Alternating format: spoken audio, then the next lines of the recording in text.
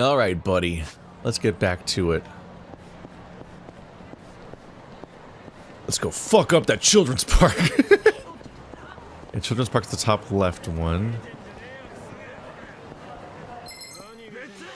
Did you...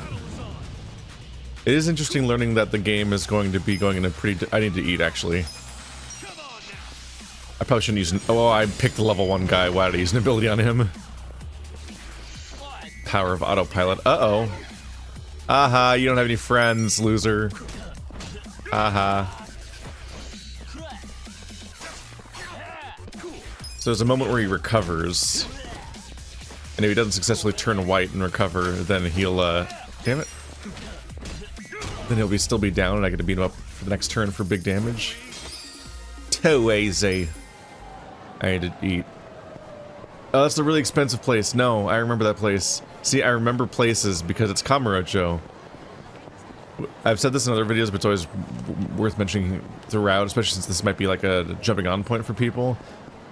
I really think Kamurocho is a super cool location over the course of the series, and people will see it as like a lazy asset reuse, but I think it's really interesting because of the fact that this place evolves over time, and things change about it, and the plot can even be about how things are changing, and I find that really cool. Like one of the biggest things about this franchise is that so many of the games have a big climax that ends on the Millennium Tower. This giant tower in the middle of the place, which actually we're next to right now. That's the Millennium Tower. A lot of the games end with a boss fight on top of the Millennium Tower. It's a big noteworthy location.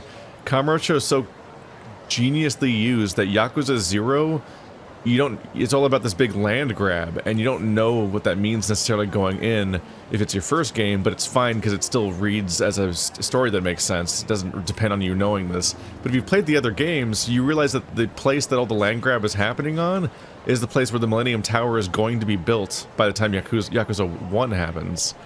So the whole plot of Yakuza 0 is about creating the Millennium Tower. It's not specifically about that, it's about all the drama and the humans and the conspiracy and so on, but the result of it is this, and it's like, oh. Like, that's a really cool thing. It's like, having any change you make to the setting is really concrete and interesting, but also, like, you get really attached to this place because of the fact that, like, you get familiar with this place, and when you hear Children's Park, that's the top left corner, and, like, when you hear, like, the Champion District, you know, that's this really crowded area over here, that has like the handful of bars and things. Little Asia's right next to that. Millennium Tower's over here. It's like a bunch of memorable locations. You remember where each bar is.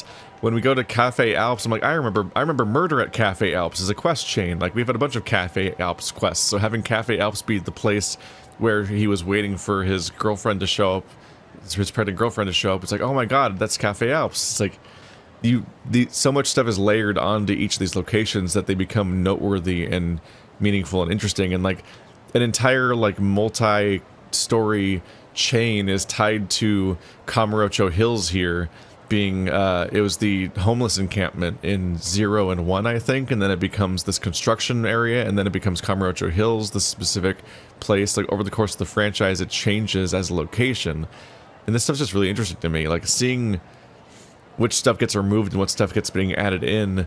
There's like a nightclub underground over here in some of the games. Like, there's things that change. The parts where, like, over here in this building, I believe, you take an elevator to get to where the homeless people were displaced to because they were removed from what became Kamurocho Hills. So a bunch of them actually live on one of the floors of this building, and they have like gambling halls and stuff like that. Like, having to work within the constraints of this map's actually been really interesting, and having to spend so many games here, I don't actually see it as like a lazy asset reuse. It obviously lets them make the games as often as they do, but I don't actually think that it's necessarily a huge improvement to constantly make big, sprawling, showy, expensive maps in Assassin's Creed that require 3 studios to work in rotation with each other, and as a result, all of your ideas stagnate, and the games become less and less interesting, and people turn on the games and like them less and get exhausted by them. Interestingly, people have experienced seemingly more franchise fatigue with Assassin's Creed and other open world franchises that have a way more showy budgets and maps, and have not seemed to have reacted that way to Yakuza, despite it having way more repetition in its like map design and so on, because it uses Kamurocho, and I think it's partly because it's having it evolve and change over time is really interesting. It's not bad to then also have Sotenbori and other locations, in part because you can have Sotenbori and places like that evolve over time too. But it's having Kamurocho always play a part in each game, I think, is really interesting, and I think it wasn't even that bad to have Judgment just take place entirely in Kamurocho. It was interesting to see them do that, because Yakuza 4 and 5 seem to specifically do their big multi-chapter campaigns specifically designed to get away from Kamurocho as much as possible, seemingly, and only spend one chapter there, as almost like a callback, or like a check-in. It's like, oh, but that's where the real plot's happening on some level. So it was interesting that with how much they seem to be trying to get away from Kamurocho, that they've spent Judgment entirely in Kamurocho. But like, I'm totally game for these games just hanging out here, because it's like you get to revisit this location, and I'm almost sad that they're going to Hawaii later, apparently, because I find it really interesting to spend times in here, in particular because like I, in parallel to playing these games, kind of experienced my own arc where when I became a YouTuber, I had only just moved out from my hometown like a year and a half earlier, or specifically I became a YouTuber technically. I was doing YouTube in my hometown out of my bedroom, and then I finished college and got a job and moved for that job, and then like a year and a half later quit my job for YouTube because it was just paying better and was more fulfilling and so on, and my job was miserable.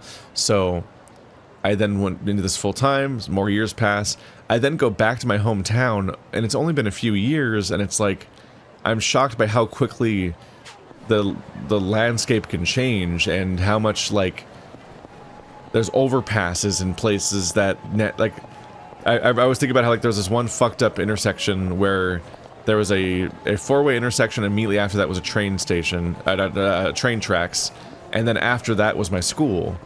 And so we'd get on the bus and we'd be trying to ride it to school, and if a train was going by, it wasn't just that it would pass by, it was that it would be around there when it would like change which cars were attached to the train. So it would go back and forth very slowly several times, and just it could literally be it could just block traffic for this entire transition between these two towns non-stop for like up to an hour sometimes. So you just missed your first class of school, and that would just be a thing that would just be excused, because that's just the logistics and the reality of going to school there, is that would happen sometimes, and the school just had to get over it to some extent. Like, they're not going to punish you, that's just how it works there. And like my mom's town had a bridge that would go up for boats, and sometimes it would just shut down the entire town for like an hour or two, because it's the main artery through town that goes over that bridge would clog up, and then that would go backwards through all of the streets into every part of the town until it's reaching like the residential areas. That's just what smaller towns are like sometimes, with traffic and everything. It's insane how like we associate cities with traffic, but these smaller places can have horrible traffic because of one thing getting blocked up and then it not being able to actually deal with that. But yeah, I go home years later, and like I had to live with that traffic issue for years and years throughout all of middle school and high school whenever I was on buses. But then I go back and they just have an overpass there now. They just built an overpass. It's like that, and it's like, it's unrecognizable. You get to the intersection, you look in that direction, and there's a huge, like, asphalt hill that obliterates the horizon, where there used to be, like, a bunch of dead grass and train tracks and all these other, just a completely different visual. To the point where I genuinely it's disorienting to, like, how much you get used to certain visuals and landmarks and ways of orienting yourself, and then it's replaced by a completely different thing. You're like, what am I looking at? That stuff's really cool. Like, it's really interesting to see how places transform.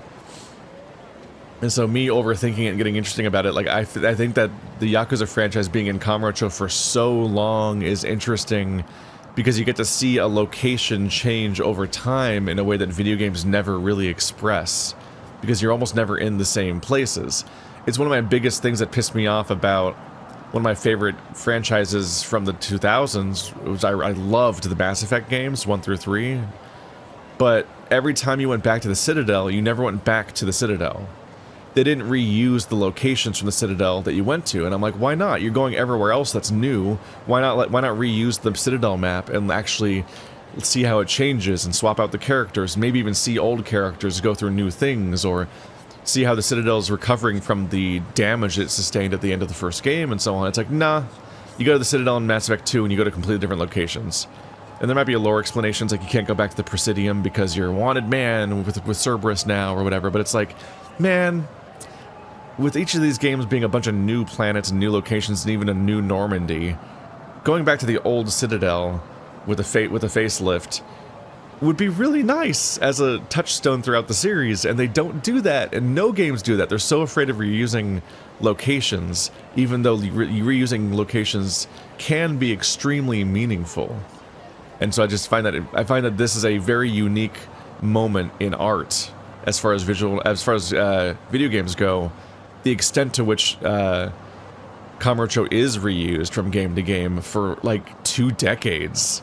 Like, it's actually like a piece of video game history in a really interesting way.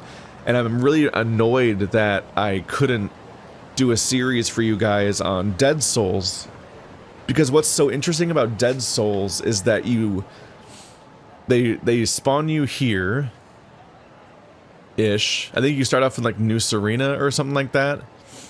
And but Dead Souls is a zombie apocalypse version of this town. It's like an AU. It's not canonical to these games, obviously, because it wouldn't make any sense. But they use this map again for a zombie apocalypse, and it's with the characters from Yakuza, so recognize the people dealing with the situation. That's fun in its own way, as an alternate universe thingy. But specifically, what I found really fascinating is that they were here, and they're like, yeah, go to that. I think they said to go to that one like street doctor, like the guy who fixes up Yakuza. So I turned north. I was like, yeah, it's right up here. He's like, right here or something. Like, I know Kamurocho, so if you tell me where to go for a specific character or business or vibe, I don't have a perfect memory, but I have a good memory for a lot of these things. So I'll be like, yeah, I think it's like right here is where that sketchy doctor is that picks up that cleans up Yakuza. So I turned north from New Serena, and I immediately hit a giant fucking metal wall that was put here because this entire place is like quarantined for zombies, and there are literally like giant, like airdropped from the sky ass, like bizarre military dystopia, like metal walls that are suddenly built up, and you're like, oh. And it's so transformative and upsetting to see a giant metal wall carved through the buildings in the middle of Kamurocho, and to have reflexively gone there because I knew where I had to go based on street directions, like I'm playing Morrowind instead of playing a modern video game, is really cool. Like, actually learning these maps. And then I had to redirect, and then what's so cool about the game is that I had to redirect through a building. I'm like, you can't go in that building in other games. And we like actually physically went through the building because like there's rubble everywhere, and new paths are opening up because they've fucked up Kamurocho. And you can only get the value of fucking up Kamurocho by people caring about Kamurocho and knowing what it's like already. That's really cool. Anyway, there's my big game design rant thing, but I think that's really interesting, and I think that people, like, I understand the value proposition of buying a $60 video game or whatever and being like, that's not new content. But I think it's really silly when people are like, they put out the trailer for God of War 2 from the reboot series, and Kratos is using the same getting in a boat animation. Wow, lazy devs. I'm like, what? Recycling content is where the really interesting shit comes out sometimes, because you're, instead of making a bunch of raw content all the time, you get to make a game. Like a real video game, instead of making content. And people get that wrong, and we forget, and maybe it's because we don't all agree, but we forget that like the coolest Zelda game is Majora's Mask, the game that they made in only like a year by recycling all of the content from Ocarina of Time as much as possible, and instead got to make a really cool, interesting game that had stuff to express mechanically and narratively, because they didn't have to spend so much time making the actual gritty stuff of the game the whole time. It recycles the mechanics and visuals and assets of A Link to the of Ocarina of Time, but in a way that you don't recognize Ocarina of Time. Like, it looks like a different video game. So that's really clever too. But because they didn't have to they didn't have to make a new game from scratch, the recycling worked really well. And there's downsides to this, because like, I don't think Tears of the Kingdom benefited that much from reusing the Breath of the Wild map. In fact, I think it was kind of a drag that it was just the same giant open world map. But I think that's so different because Breath of the Wild was about exploring a giant open world map and really, like, really discovering things over the process of exploring it. And Tears of the Kingdom was both less about exploring, but also was recycling a map that you already were told to over-explore. So you just can't do that twice with the same map. Whereas Kamurocho's not about exploring. Yakuza games are not about exploring, so you're not losing that element. Instead, you're gaining the cool gained familiarity of knowing where the Smile Burger is and stuff like that, the way you would just being in a town that you've lived in for years. Like, you feel like you've lived in this place for years, and that makes sense, because Kiryu has lived here for, like, years and years and years. He lived here, so for some amount of time of him growing up, he went to prison, came back, then lived here for like a decade or two before he went off to Okinawa, and he keeps being dragged back here, and Kiryu himself keeps coming back here and being like, damn, this place really has changed here and there. If anything, the only thing is that maybe the Judgment guy and maybe this guy should have, Ichiban should have their own separate locations. Kind of like how they almost were setting up the idea that Majima has Sotenbori instead of Kamurocho in Yakuza 0.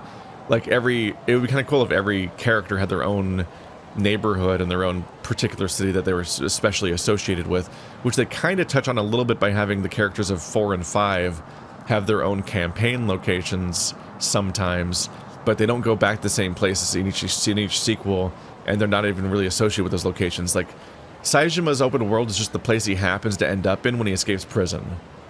That's not that interesting. But yeah, like, anyway, that's my TED talk. I find these are really interesting to talk about, because it's actually, it leads to like a ludonarrative harmony, I guess, of knowing that you're in the same headspace as Kiryu. How many times we gotta tell you, quit hanging out around here? You made a promise, now hand it over. Chill out, would you? It's just a pic of you walking, and you look like a badass in it. It's not a matter if we look cool or not. The Omi doesn't do the whole press thing. So back off, or I'll be the one doing the snapping. Well, aren't there any exceptions? They're gonna run 1,000,000 yen a shot if you really want them. That's just crazy. Is it now? Then say goodbye to your camera. Wait, I still owe money on that thing. You think I care? Damn, what a catch. Good thing he perfectly threw it like a cartoon character.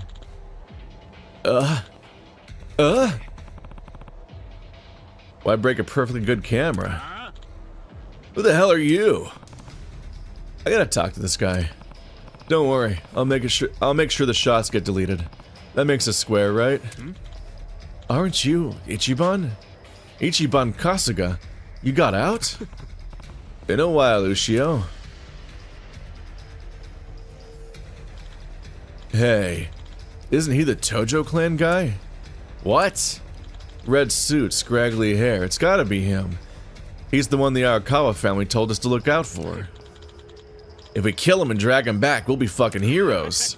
Yeah, those pictures just got small time. Haha. Oops. Sup? Sup? Don't go anywhere. I gotta handle some scumbags real quick. The hell was that? Get him! Oh, that's a pose. He's got scissors? Look at Scissors Boy. You think you're cool?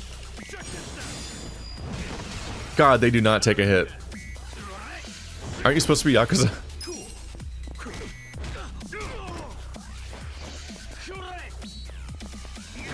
Oh, god damn it. I'm really bad at this. Ooh, I picked up the traffic cone by accident. That scrappiness is fun. I do enjoy. It's like everybody's constantly in bruiser mode or whatever it's called from Yakuza 0. where Kiryu could you can make him auto grab large objects in his combos.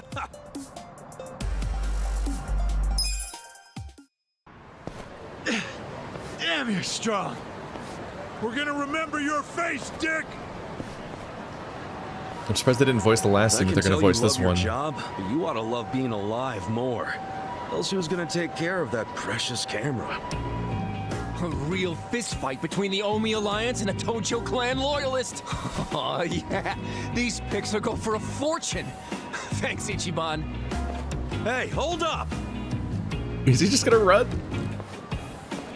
How did he get so far ahead of you? How is Ichiban not even in that shot? Dude. All that and you did that to yourself. Apologize to this Digimon. What the hell are you doing, man? Don't bother that guy. It was your fault anyway. Come on, get out of here. If I see you again, I'm gonna beat the shit out of you. Tough words for a guy who just took off screaming. He wasn't screaming. Yeah, you better run, Kamulop. Kamulop? It's a local mascot they made to improve Kamurocho's image. What the hell is a local mascot? We're gonna be here all day. Remember the internet? It's big now. Use it. Fine. Just tell me what happened to the Arakawa family. And Arakawa-san.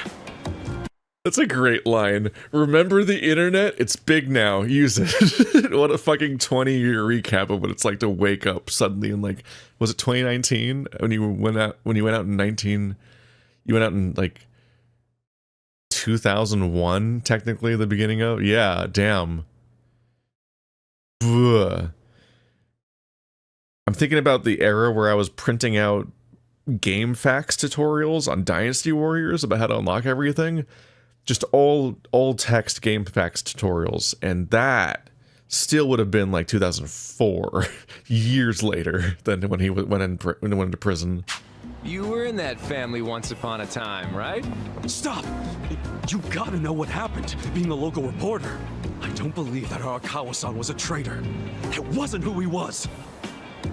You really want to know why Arakawa did what he did? Because I do have the scoop. I'm not a journalist for nothing. So tell me. When did you get locked up again? 18 years ago. And Arakawa had a son, right? Yeah, the young master. It used to be my job to escort him. I don't know the details, but he was kind of sickly, right? Uh-huh. What do you mean was? Is he better now? He's dead. What? When? How? Would have been about 3 years after you went into the slammer. As I recall, his condition got worse. There was nothing they could do. Arakawa was pretty fond of him, or so I assume. It was more than being fond of him. Arakawa-san would have died for his son. Maybe the loss changed his perspective on things. Nothing worse than burying your own kid. Yeah. I can't imagine how that must have felt. But I still don't see how that would make him betray the Tojo clan. You don't? Maybe you can't understand, but once you have a child, the rest of your life is over. The kid becomes your life's purpose, you know? So imagine the grief you'd feel if the kid dies. You just keep existing with your life's purpose pulled out from under you. The parents gotta find another reason, any other reason, to keep living.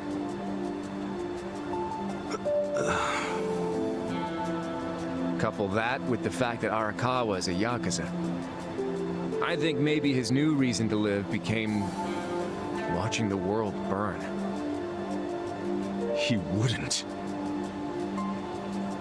Hey, why don't you give me some info now? You really in trouble with the Omi like those thugs said? Yeah. Then you shouldn't just be strolling around Kamurocho. You still got business here? If not, I'd get out of town. Huh? I promise, Kasuga. There's nothing left for you in Kamurocho. But then where would I go? I mean, I don't know, dude. I'm just saying the Omi are looking for you. So I'd get out of town if I were you. Don't go home. Home? Yeah, the soap land you were born in? That'd be your home, right? Shangri-La. Hey! You're not going there now, are you? Don't do it! I'm telling you, they'll kill you! Kill me? Let him try.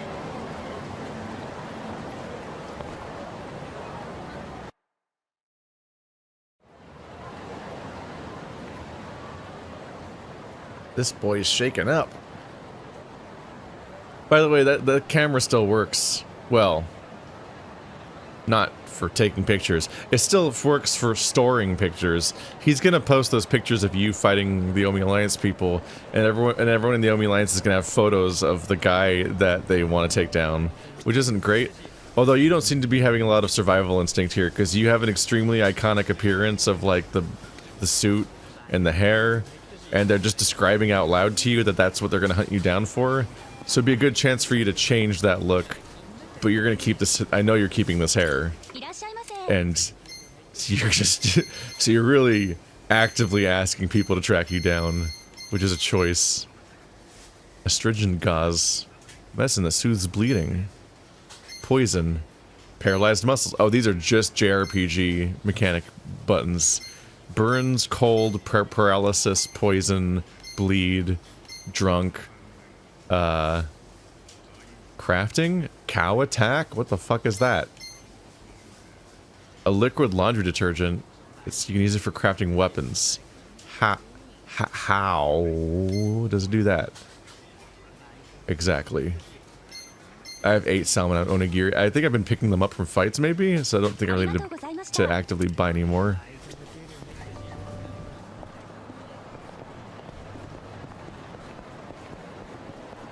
What I found interesting a little bit, I have a bunch of scattered thoughts at this point.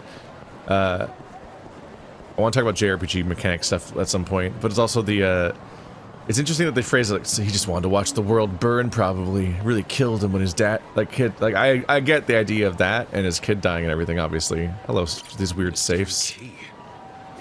No idea where you get the keys for those, though. It's just, I find it interesting that the Omi Alliance is always framed as the villains and the Tojo as the Valorant heroes, but also every other game is about how the Tojo's been completely taken over by corruption and another nightmare thing.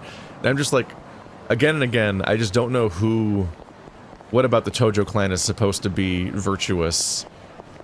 There is this vague back and forth between, like, the idea of, the supposed good idea of... I totally thought they'd put a key here or something. There's always been like the back and forth between like the idea, the platonic ideal of a Yakuza, some kind of like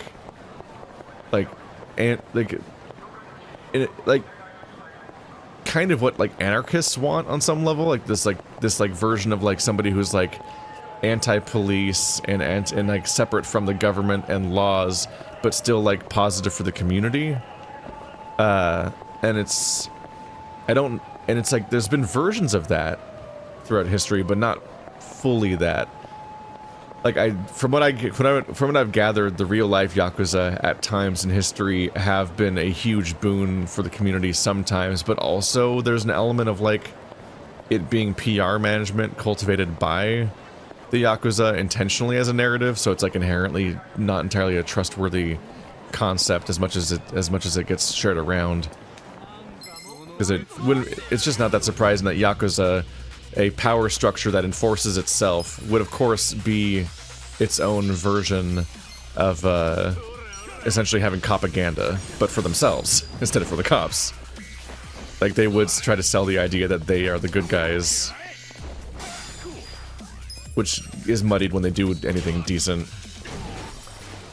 I think about this interview that happened where they had a supposed real Yakuza, or a group of them, either play Yakuza or be told about Yakuza and comment on the idea. And there was one of those guys that was like, yeah, I knew a guy once that ran an orphanage talking about like Yakuza people. I was like, oh wow, so it's like the thing about Kiryu is like accurate, huh? Like the idea of a Yakuza running an orphanage. And then it's like, well, he uses a tax shelter as just for money laundering, but still, it's like, like, the orphanage part is supposedly still true, and the part where it helps kids, but also, like, it is a criminal enterprise, and not just, like, because it's run by a criminal, but, like, it is being criminal in its act of being an enterprise. But I'm no Yakuza historical expert, but it'd be interesting to unpack some of that stuff. But here, it's specifically the part where, like, Omi Alliance is always framed as the bad guys and Tojo's the good guys, but only because Omi is over there as an outside, even more powerful, terrifying force, and the Tojo are the local people, full of all the characters we know. So, in many cases, the Tojo are inherently... It feels like the Tojo are more the good guys just because we happen to know so many people in them, more so than because any of them are good. Because, like... Dojima... Not Daigo. We seem to like Daigo, and he's an anime boy, so he's supposed to be vaguely virtuous, even though he gets up to shit. But his dad was like a real piece of shit in both 0 and obviously in 1. He's the origin story. The origin story of Kiryu is actually the stuff with his dad. But after that is that he's the Yakuza who saw his own patriarch, his own family patriarch committing a sexual assault. And he killed him. He killed him and went to prison for that. For ages. He sacrificed a huge chunk of his life to stop this act and kill this man. And he sacrificed everything for that, essentially. And, like, that guy was Tojo. And, like, every villain of the villains of half these games are Tojo. It's like the Tojo mojo is not positive. Like, this isn't great. This isn't good. So it's like, for some extent, there's, like, the totality of the games we've played so far are all about the legacy of the Tojo and building this up. So there's like a tragedy in having them supposedly lose and vanish off between games to some extent. But on the other hand, I'm like, I only really care about like Daigo and Majima. Almost everybody, and even Majima, it's hard to say if he's even a good person on any level. He's just entertaining. Every other character we know is exiled from the Tojo largely. Saejima, I don't know if he can ever be Tojo again. But like we care about Saejima and Majima together. Saejima? Wait, is his name Saejima? God, now I'm freaking losing my mind. It is, isn't it? Did they really call him Saejima and Majima? I'm sorry if I'm getting that wrong. I'm blanking. But yeah, like the idea that it's just here it's framed like some people just want to watch the world burn. I'm like, I don't know, man. Is it inherently worse for the Omi Alliance to run Kamurocho than it is for the Tojo to run Kamurocho? The material reality of walking around this place definitely doesn't seem to be any different. I'm definitely just getting attacked by everyone the same amount as before. And here it's because I'm a Tojo person targeted by the Omi people. But it used to be that I was a Tojo guy in Tojo territory, and then I was the ex-Tojo guy in Tojo territory, and then I was the Tojo patriarch in Tojo territory, then I was the Tojo ex-patriarch in Tojo territory, and guess what? Kiryu's always still getting attacked by every random dude. Anyway.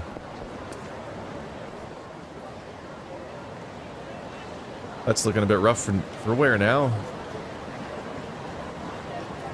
It's trashed. Never thought I'd outlive Shangri-La.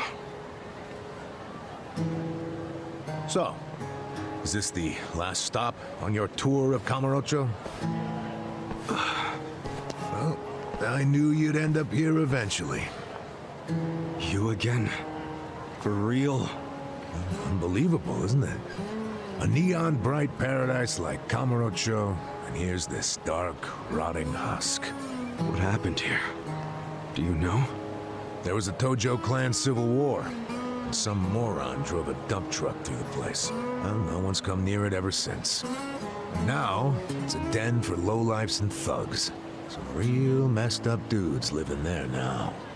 I see. I guess I never realized just how long 18 years really is. It's not the Kamurocho you remember. I know that must be shitty. Did you see what they built on Nakamichi Street? What? The new Kamuro police station. Just one more set of prying eyes watching everything in this town. That's because of the 3K plan. Without the Tojo clan throwing their bribes and threats around, the station finally got built. That's why everybody loves our go-getter of a governor. The Kamurocho police station is just one of his legacies. Well, that shit doesn't matter to me anymore. Kasuga, I've been nothing but honest with you. I tried to tell you before. The Tojo clan you know is gone. The Omi alliance from Kansai invaded and won. They rule this city now. So, do you believe me now? Yes. Then we're making good time. Well, you came around faster than I thought. I knew you were the kind of guy who has to see shit for himself. Everyone else be damned. So, I had to let you walk around Kamurocho until it all clicked for you. And you got there quick. What are you doing? Trying to guess everything I do? Making fun of me along the way? Well, I didn't guess everything. I just knew you'd come here. Look, man, once and for all, what the hell do you really want? I want you to help me with my investigation. Huh? Arakawa, your former boss, used the police to crush the Tojo clan. Then he gave Kamurocho to the Omi alliance on a silver platter. You and I both know you can't buy out the police with just Yakuza pocket change. So my theory is some of that money went directly to Juro Horinouchi, the police commissioner. The police commissioner? Yeah, and I got a bone to pick with that guy. I'd love to see the son of a bitch fired. Of course, I'm just a driver's ed teacher now, so I don't have a lot of chances to get at him. But one chance I do have is if I go through Masumi Arakawa. And you figure I can help you get to Arakawa-san. Is that it? Congrats, you solved the puzzle. I thought you'd be game because, come on, aren't you dying to know why he turned traitor? But if you don't agree, why don't you tell me? What are you gonna do now? I want to see Arakawa-san. It's all I thought about in prison. I just want to see him, talk to him. Well, for your information, tonight Arakawa is bringing some Omi officers to a big meeting with local patriarchs. Really? That true? Oh yeah. And we're not talking about a sweet little tea party. No, it's gonna be a show of arms. For Arakawa, it's a critical moment. He needs to show his dominance. How do you know all this? I still have my connections from when I was a detective. Had to grease some hands, of course. Go figure. Well, where's this meeting gonna be? I'm glad you asked. This guy's a little too smug. I guess this would happen. No, you didn't. You drove me to another. You tried to drive me to another town, and I got out of the fucking car. You can't act smart about how clever you were guessing things, or you knew I'd act this way when it's like your fifth recalibration of how I'm acting. You fool. You dunce. Anyway, our goals are aligned basically entirely because Arakawa won't just fucking talk to me and tell me what's up. So now I'm gonna spend so much time working for this guy just to investigate him on their behalf.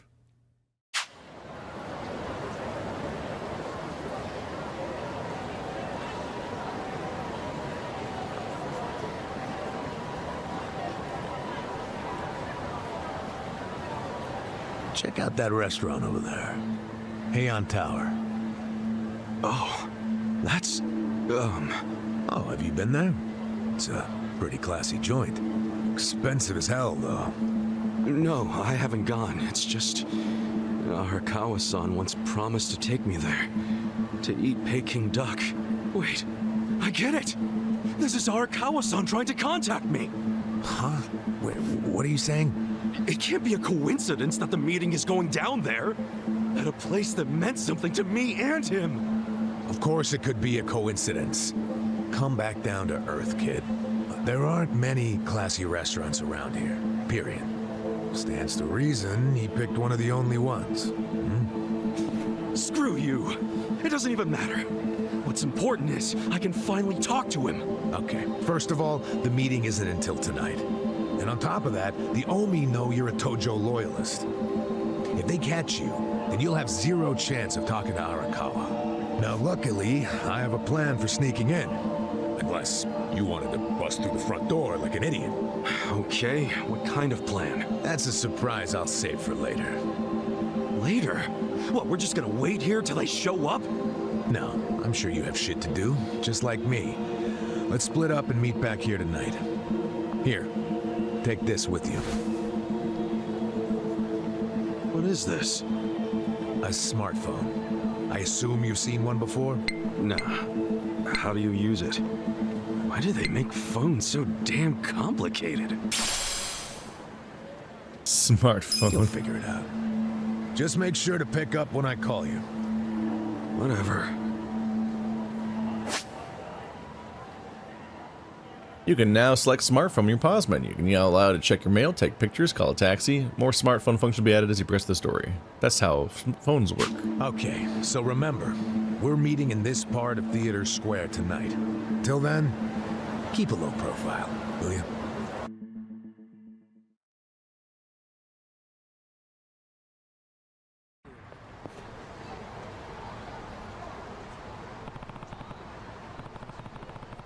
It's finally night. Better go meet Adachi once I'm ready. Nighttime Kamurocho, it just looks right. The contrast. There's always this element of, I think I always would compare it to like being in like Reno or Vegas during the daylight where you're like, my eyes.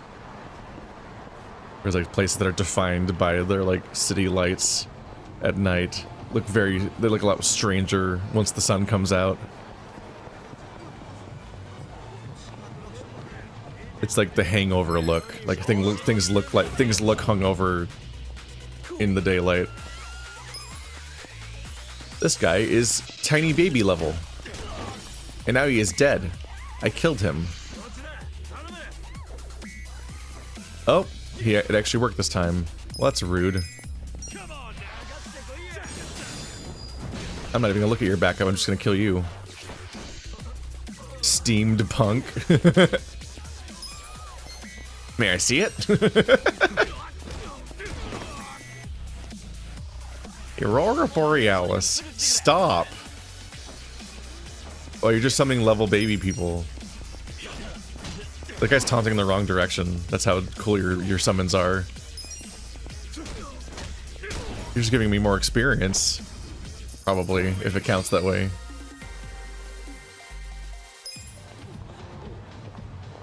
You fools. You absolute fools. Romance. Second floor. Jungle Boy. You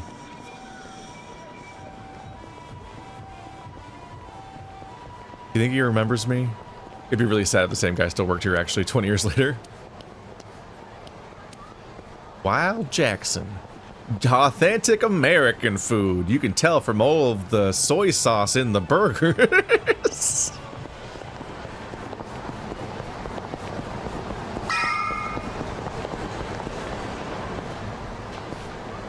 Great.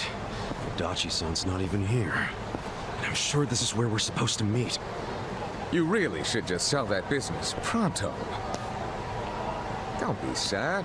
Remember what I said? You deal with business the way you do with fish and women. Catch, then release. Take pride in the catch, but then set them free. Any sporting fisherman could tell you that. Really? You want me back at the office? I hope you're joking.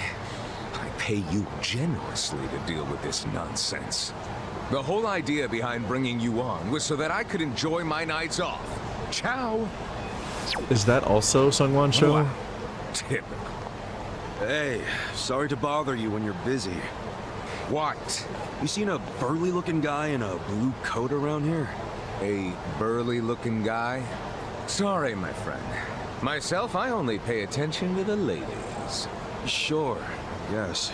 Are you Why don't sure about simply that? Call this person. Is his phone dead? Oh, that's right. He gave me a smartphone to call him on. Wait. How do you call someone on this thing? There's no buttons. A bit behind the times, aren't you? Here, allow me. You'll show me? I'll make you the smartest of smartphone users. Hey, there he is! You're not gonna weasel out of it this time, asshole. Shit! The Yomi found me! They found him, didn't he? Yep. Yokohama, you cravat-wearing fuckwad. When are you gonna do right by us? And who are you, might I ask? You don't remember us? You sold us that shit property! Ah, that Yakuza, weren't you? The one who bought the deed for a most successful girls' bar. Successful my ass. It barely makes any money. You need to make this right, you shyster. Oh, now that is strange. It certainly had a high profit margin while I was running it. The joint's in the red every month. Girls keep quitting, not enough customers. I can't even pay the electric bill. I dare say you'll have to become better at managing a business. Fuck you say? This was a crap business when you pawned it off on me. You better buy it back now. You are a funny guy. Asshole. Do you even realize you're mocking the Omi Alliance? Give it a rest, you jerk. Say what? This guy was about to teach me to use a smartphone. I get you got business with him, but get in line. You get in line. Hey, wait just a second. That ugly red suit and that scruffy-ass hair. Yeah? Remember what Aniki said? How there was a Tojo loyalist around here? Supposed to look just like this guy, down to the moppy hair. Asshole. Enough about my hair. Ah, so you're an aggressive type yourself, huh? Something like that. Why don't you stand back, Mr. What was it? Yokohama? This is about to get ugly. I can see that. Will you be fine handling this by yourself? Hell yeah. And you can repay me in smartphone lessons. Sound good? Very good. Quit your yapping. And if things get ugly, you got nobody to thank but your own hair. What a bizarre interaction. Also, the more he talked, I'm like, that's not Saeko. The more he talked, sorry. What a funny conversation where it's just like, yeah, I'll this guy's getting off purely because he knows how to use a smartphone. I think that everyone in this entire setting knows how to do. Let's see, what's my new ability? Attempt to brainwash the enemy. Successful, the enemy will drop an item and flee. Has a greater chance of success as Kasuga's charisma improves. Which is a bad stat, I believe. I don't think I can look at it right now, necessarily.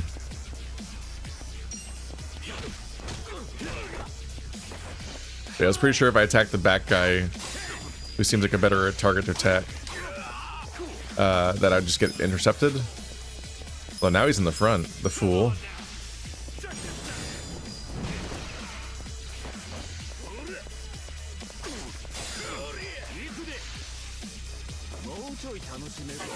I'm being mad dogged.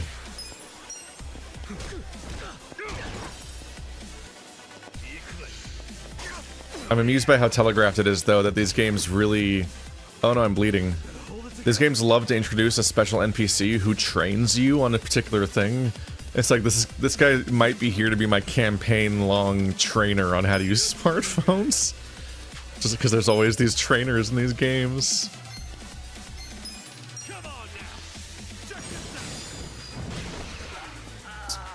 He's stunned. Oh, you don't like bleeding? Not a fan of bleeding? So he can recover by some amount, but it seems like stunning is not recovered if he also has to recover from getting back up or something, maybe? Maybe not. I increased my punching power. That looks painful. So, in all honesty, did you sell them a crappy business or not? I certainly did not. It was raking in millions of yen each month at the time of sale. A wonderful little property. If that's true, why'd you offload it? The riffraff you just beat down were insisting on protection money. I didn't want their protection. We were only asking for a measly 100,000 a month, man. You wouldn't even make a dent in what you were pulling in. Yes, I recall it being something like that. So you know what I told them? If you think it's so easy, why don't you try running it? And you sold it to him just to make a point? You bet I did. I mean, can you believe their arrogance? A measly 100,000. I have a number of businesses, and yes, they do bring in hundreds of millions of yen per month. But the reason for that is I know the value of money. It's very difficult for a small business to make 100,000. Ah, so you wanted them to learn just how much work goes into it. Exactly. And I believe now they have definitely learned. Businesses are like women. You think having one will be so glamorous, but there's some upkeep involved. You need strategy, you need passion, and you need to work your ass off to make her happy. So, are you gonna do what it takes to make that bar successful? I don't think that's a good comparison for businesses or women. Jesus Christ. What a wild character. Alright, so he's a capitalist and a misogynist. Have fun with that mess. But this is interesting because it's always fun trying to unpack what he means, like the writer, the story, the game director of these games, because there's a theme that keeps happening about you have these like fucking purple wearing pretty boys that show up in these games that are like super business tycoons, and this guy offloads this thing to these other people and it immediately tanks. So it's like, he was the magic touch. It's because he's so good at this. That's why he's worth so much. And it's like, that's kind of like fucking capitalist fappery where it's just like, yes, the CEO makes so much because they're that important. If he wasn't here, then the business would literally not work. And it's like, these guys might be trash, but it's also like in the wider theme of how it's used throughout these games, you can't unsee the fact that it's always this way. It's always this magic thing where the people who run stuff are really, really important, and they're always trying to sort of reinforce that narrative because they really buy into that. And it was frustrating because it kept happening with Akiyama. When Akiyama showed up in the story, around then you'd had quests where it's like, my business is struggling, and it'd be this whole quest where the whole thing is just about the CEO being sad he's gonna have to fire people, and it's like him having to like gain the will to rise to the occasion, to the difficult choice of firing people for his bottom line. It's like, that's a weird framing device. That's a weird way to frame that narrative, is like, it's not a story about the people who are going to get fired or what happens to the people in a business that does worse or the other choices that might be involved. It's just like, yep, gonna have to fire people. And it centers the business owner's strife over that, over anything else. And in a similar way, Akiyama's constantly testing people on whether or not they have what it takes to like whether or not they deserve his no interest loans, because he's framed like as a magical charity boy who like gives loans to the most perfectest people who are going to turn their lives around with this money, because he knows the real secrets to capitalism, because he was a bum, and when a big fight on the Millennium Tower happened, all this money showered down and he got some of it. But then he was such a super genius at businesses and stocks and whatever that he like became a infinite money glitch billionaire and will never have to worry about money for the rest of his life ever again. And he did that seemingly overnight off camera in a way that's never explained. Like, you never get to see that version of Akiyama. And Akiyama's characterization as this aloof asshole that's just kind of slacking and laying around all the time. None of his characterization even seems to match up with that of a like stock bro, tech billionaire, any kind of person that you'd expect to be obsessive like that, to even be able to make that work on any level. So his personality clashes with the idea of a self-made man anyway. And he's still not a self-made man because he fucking found money anyway. But then he uses this power on other people. Oftentimes his tests are just like sex trafficking. Like he sex traffics women at his cabaret club or hostess club or whatever, in order to have them test to see if they're, and like they keep doing that over and over again to test if they have what it takes to take this loan and stuff like that. And it's like, this is all gross and exploitative, but the more Akiyama does it and the game never seems to judge him for it, the more it seems like the developer actually just like is cool with this idea that he actually is the cool capitalism boy and knows the secret to capitalism, and that people who have money deserve it because they're super CEOs and they're the geniuses that are like they are the keystone of the bridge, and if you lose that one thing, the whole thing collapses because they're the only reason that the whole thing can work, which is like antithetical to the idea of like a co-op or like a worker-owned business of any kind or anything like that. Like, no,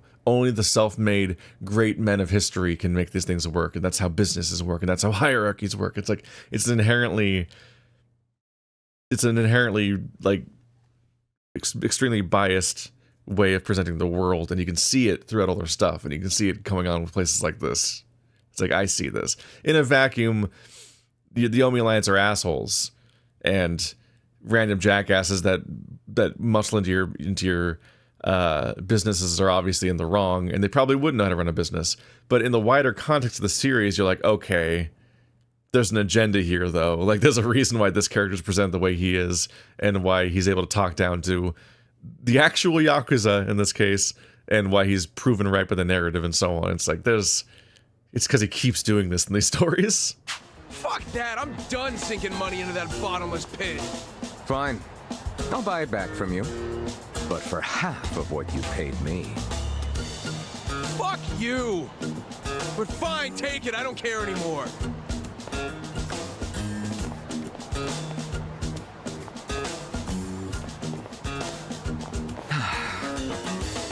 I don't believe I caught your name. Kasuga. Ichiban Kasuga. Ichiban? That means number one, doesn't it? That's a lot to live up to, but you certainly did that tonight. Thanks for your help. Sure thing. And, speaking of help... Yes. You want to learn how to work a smartphone, correct? Don't worry, I didn't forget. Let's get to it. Where's your phone? I lost it. Wow.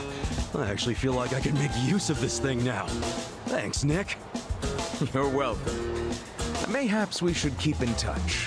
When I meet interesting people, I like to think there's a reason why. We can be pen pals. If you want. But I got kind of a history, in case you couldn't tell.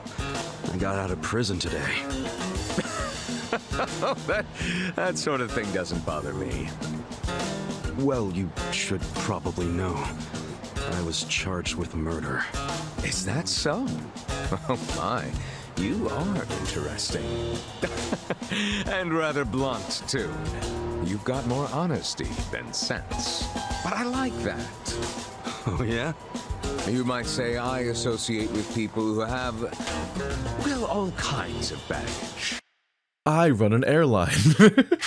Many of them are carrying much more than you.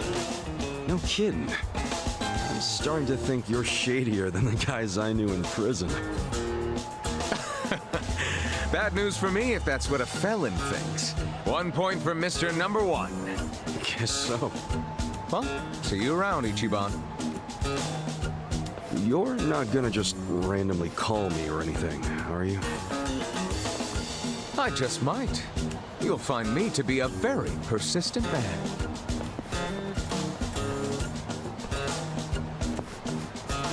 Hey there, Kasuga. Who is that guy? A My weirdo. first pen pal, I guess. Huh? Hey, what took you so long anyway, man? You're the one who set this whole thing up. Oh, I was hungry, so I went and got a beef ball. I ordered an extra large one, and it was a struggle. Guess I'm getting old. Aren't we all? But here I am, about to sneak into a high-level Omi meeting. Yeah. Well, hope you're ready. Gonna have a normal day. Ow! Okay, so important thing to learn. That doesn't really matter. Let's see, what are my stats? How do I look at my character? Party? Edit, check stats. So I still have one of everything. I gained like some... There it is. I gained some kindness from that one choice a while back, and it has not made it any further. My kindness level, callous. Charisma, repulsive. Confidence, pushover. Passion, lifeless. Style, tasteless. Intellect, dumbass. Oh my god, I'm maidenless. I've been labeled maidenless by this fucking Simon Says circle. Alright, so yeah, I don't have a lot of chance of charisma working out necessarily, is what I would guess. But they gave it to me to use, so maybe it does work, but on low level enemies, even though my stat is literally 0. But I'm taking it that once the open world opens up, I can then grind these stats by doing side stories or something, or some kind of bonus campaigns. Since I have not really been getting opportunities to upgrade them in the last 4 hours, besides that one tutorial. Which makes it a slightly iffy tutorial because it came and went so quickly. Oh my god, I have 29 emails.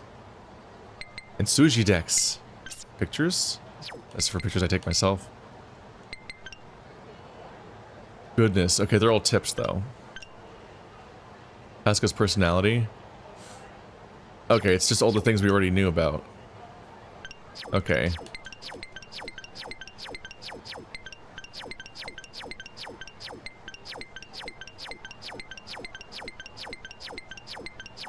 These admittedly might be things that I have... These actually might be some new ones that I haven't seen before. Enemies that cut you off.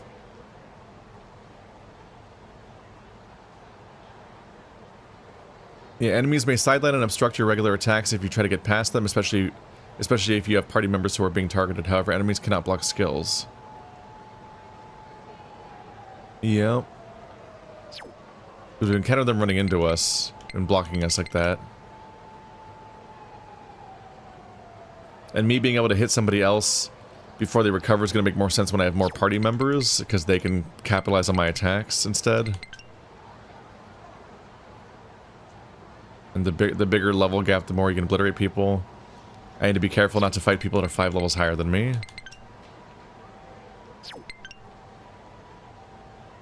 These are just explaining overall vibes. Yeah, rage is that, if somebody gets enraged, which is, I think it's when people mad dog me, I'm then gonna just keep punching them with my normal attack until I lose rage, essentially.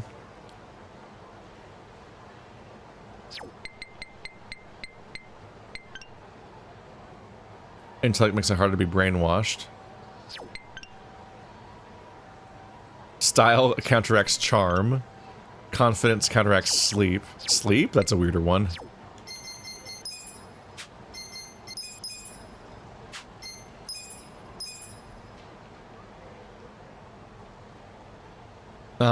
They missed the chance. They said intellect counteracts charm, and charm is from charisma, and style counteracts... I forgot, actually. I got mixed up. It felt intuitive to make them opposite sides of the circle to make them elemental counters to certain status effects and so on. Job Arakawa loyalist? Well, Tojo loyalist. You're not loyal to Arakawa, apparently, given the everything, as far as we can tell, at least. Anyway, I need to eat before I die. Let's go back and get a beef bowl. What I was trying to see is if I was still bleeding, but I don't think I am. I don't see anywhere on the screen. I think status effects go away after the fight. Otherwise, I would definitely want to deal with the fact that I'm bleeding. Oops.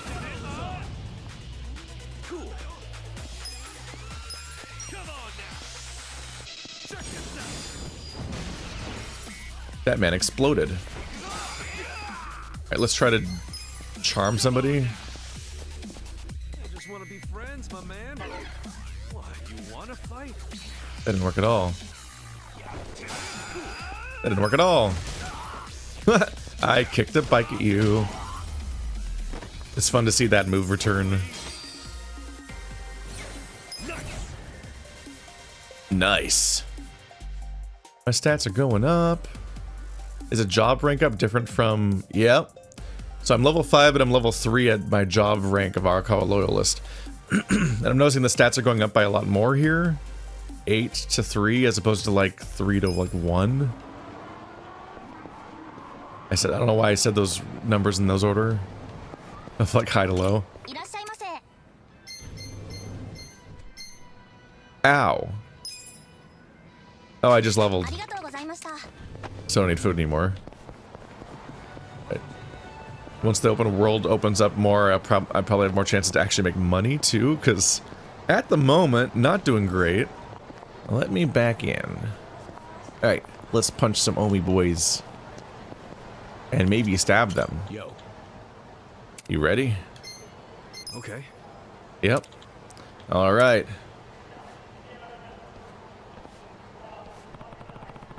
So, how do you plan on getting into this restaurant? Okay. This. Gonna smell us coming. Hey, get the other side, would you? For real? He just said it.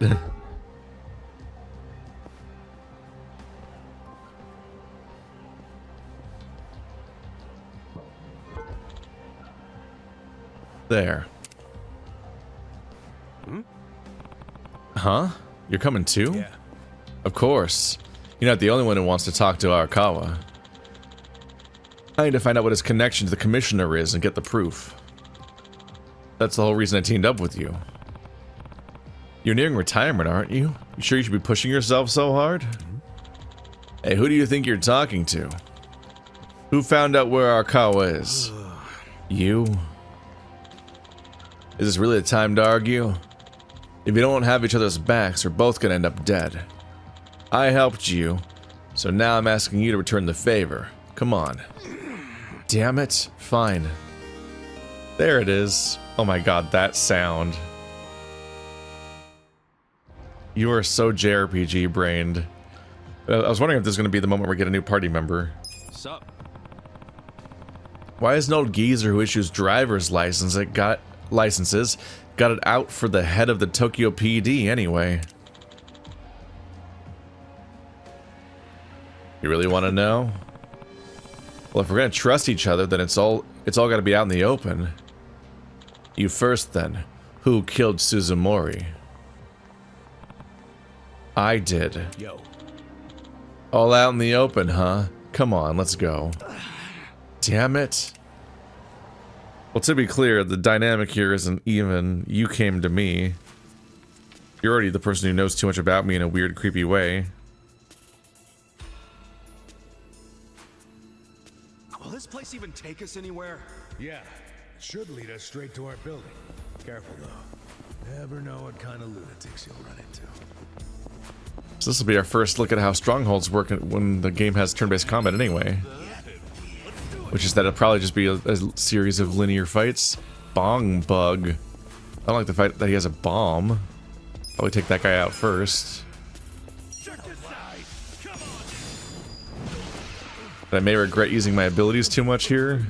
I got this. Let's go.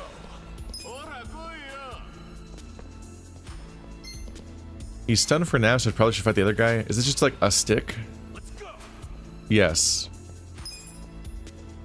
Beat down. Damage enemy with furious strikes and kicks. In chance of enraging the enemy. Oh, it says what the button is. I think they said that you either mash X or you press Y. And this one says Y, so I guess it tells me that's what's going to happen. Adachi uses his commanding tone as a former detective to provoke all enemies, which may leave them enraged. I don't know what his status is, though. So he might be able to enrage people, though. We share items, which I probably should be a little worried about. Tag out, I guess, lets you swap out with a party member that's not currently here if you have more than 4. How's he hit? Pretty good.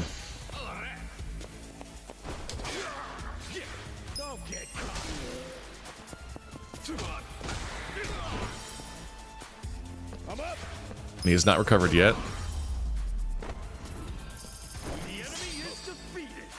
So that was a good stun. I'm already at a higher level than he is. Alright, party. Check stats. Koichi Adachi. Ah, he doesn't have stats. Not these ones. The personality only applies to our protagonist. So nobody else gets a personality. Phrasing. But, he has those other stats there. But yeah, I guess he doesn't... I don't have to worry about his current level of charisma affecting his ability to enrage people, I guess. Check jobs. Arakawa loyalist. Ichiban Kasuga exclusive job. Relies on bare-knuckle brawling and Kasuga's pro wrestling moves to knock enemies senseless. A high offense job that allows Kasuga to learn terrain-based skills. That's neat. Koichi Adachi exclusive job. Brings the beatdown using both the police baton and judo. Capable of learning not only extremely powerful attacks, but also techniques that can disrupt the enemy and protect one's allies. So maybe everyone has an exclusive job and then shared jobs that any of them can learn if you want to try them out. But you might lose stats when you switch to them compared to the original class that has been leveled up. There still are items around. A mysterious mushroom. An ingredient for cooking. If eaten as is, you recover 50 HP. But I've got onigiri for that, so we probably should keep it for cooking when the opportunity arises.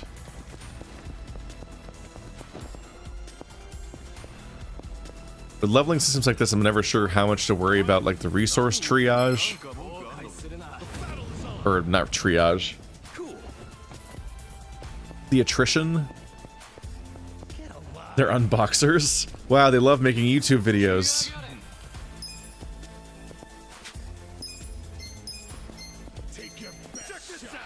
You love me, right? No. That really wastes your whole turn and gets you in trouble. Damn. This is a bad time to experiment with funny buttons. These guys are my level, and in his case, higher level than us. This really is the time to be using big hits.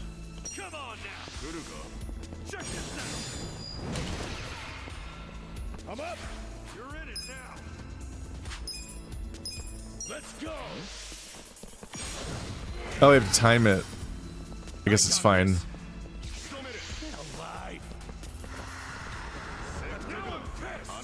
Did it say he skips around like a jackass? Making fun of him. Oh, you've enraged him, but I have bike. So this might not work well for you.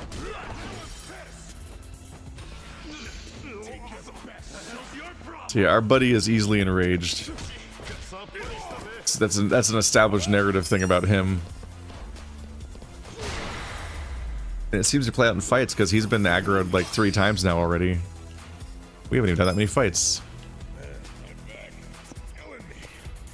I guess we're doing our first like combat heavy section. Realizing how rare fighting has been so far.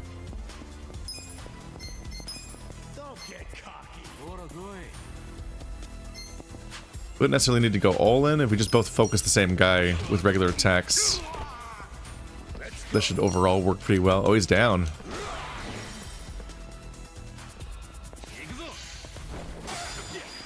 Big block.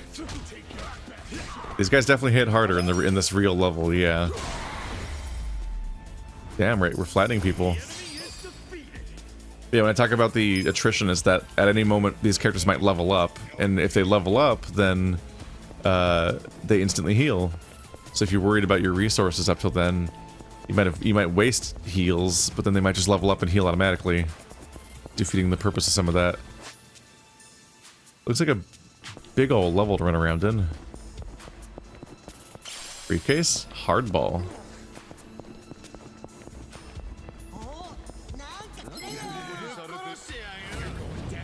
Level 6 and a bomb back. So these guys are like supports that have like ranged scary weapons that I should probably be worried about. This guy definitely looks like he's getting in my way on purpose. I should be worried about that. Or he's gonna keep walking. If he keeps moving, maybe I can just get the guys that I'm worried about. Come on now. Check this out. Take your best. Let's go. You're in it now. It looks like they will get up. You have to react in real time. I thought they'd be down until the next turn or something, but it looks like the recovery can happen in real time, so you need to attack them quickly and make your choice, or you might fall behind.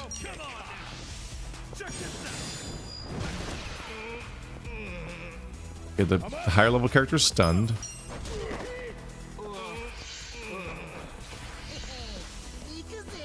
He's observing the area. You can observe this.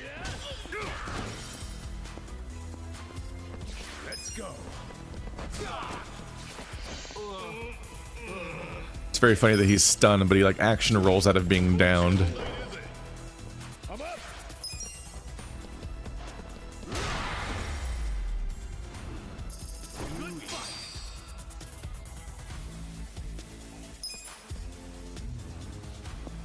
Having experience split between two different things is kind of interesting. This is a weird dead end with a mysterious leaf. Okay. And heal outside of combat. But none of my items restore. Oh, I can recover 10 MP with this mysterious leaf, which does not say it's a cooking ingredient. So I might as well, except for the part what I just, damn it, what did I just say?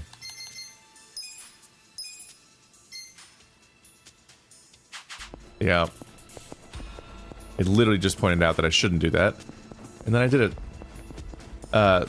My character's not that far from leveling, so he's probably going to level pretty soon before he actually runs out of MP.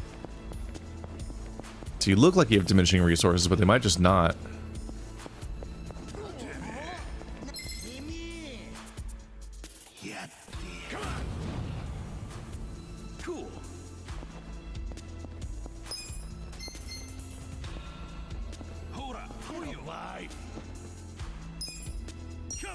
Amusingly, you kind of get used to the idea that JRPGs just aren't really that much about diminishing returns because of how frictionless they tend to be.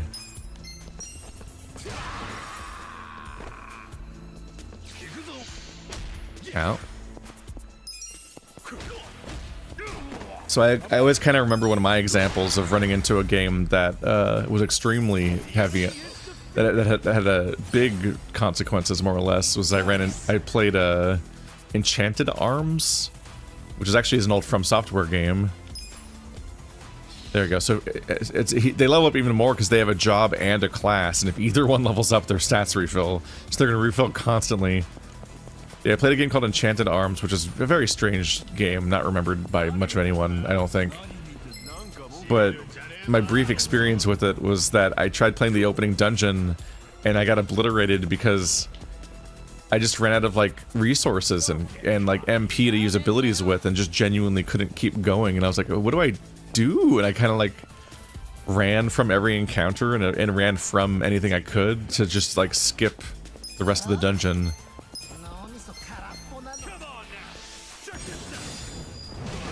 So I genuinely was like, I can't interact with anything anymore. I've literally run out of all resources, and everything I could use is also not here and available. Just like a wild scenario to be in. Was that too late? I don't even know.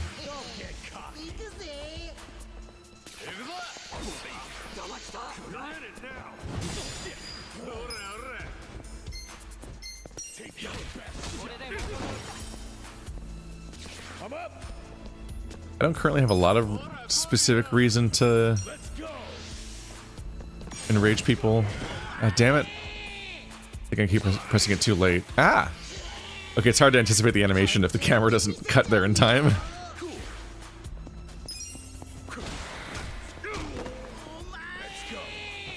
Yeah, so many games either don't ask much of you, or they have such a overly powerful recovery system tied to leveling that the act of going through a dungeon never asks you to worry about your resources. Funnily enough, I think it was old Pokemon games that had you worry about that stuff more. Because you had this like, you'd be like stuck in Mount Moon or something, and you'd have this like collapsing lineup of teammates. Yeah, did he hit level 6 before he hit level 4? Interesting that this screen emphasizes their job levels, but this screen emphasizes their class, their character levels. Here, he's level 6 and 4. Here, they're rank 3 and 2. But neither of them show both. To like go to like a more specific screen for that stuff.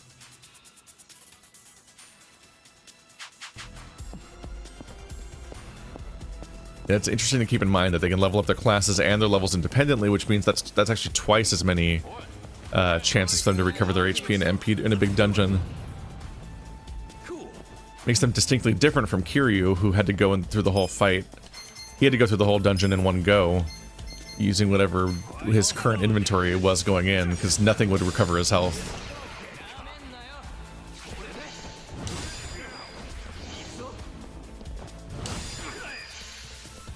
Getting a little bit better at that stuff. I imagine that guy hits really hard if he actually gets an attack off. I don't know if I need to hit Y timing based or if I'm supposed to mash Y. I'm actually not clear. It feels like whenever I hit Y, I see the Y button go a little bit, but I don't see the feedback of a big like, BAM! You did it! Or dang, you didn't do it. So I'm not totally clear on how it works actually. Mash it? Nope, it's not mash. Maybe I've just never pressed it correctly a single time ever? He spends a whole turn surveying the area, and then he spends a whole turn lighting a bomb? And then I knock him on his ass. How's that working, Mr. Bomb Boy? Does the bomb go off still? No? And he leveled again, so he's refilled again. Okay. This will happen less the more we level, I assume, because we'll be higher level and it'll cost more to level, but still. I should definitely not be thinking about recovery stuff right now.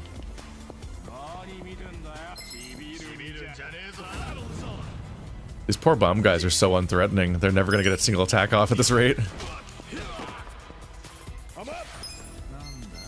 Yeah, I might be in a little bit of Paper Mario trouble with this Y button prompt. Mashing is so straightforward, but this other thing, I'm not sure if I know how to do it. Which is weird, because the interface, like, I acknowledge for people at home that the interface looks extremely clear about what to do. It looks like you're supposed to just press it as it closes in, and there's a little circle in the middle. So you press it, like, within that last little circle to time it right, like a rhythm game. I'm just a little confused by how whenever I press it, I don't get a clear, like, bing, or meow, like, positive or negative feedback of if I did it or not. So I can't really tell if I'm doing it.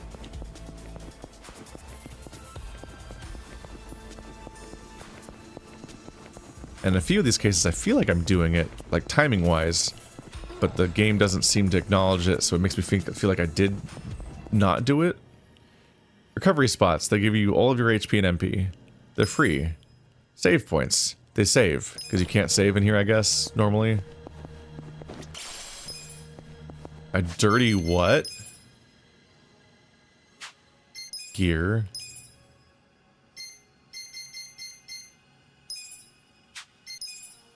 A dirty Tenugui. Gain 1 defense and 2 magic.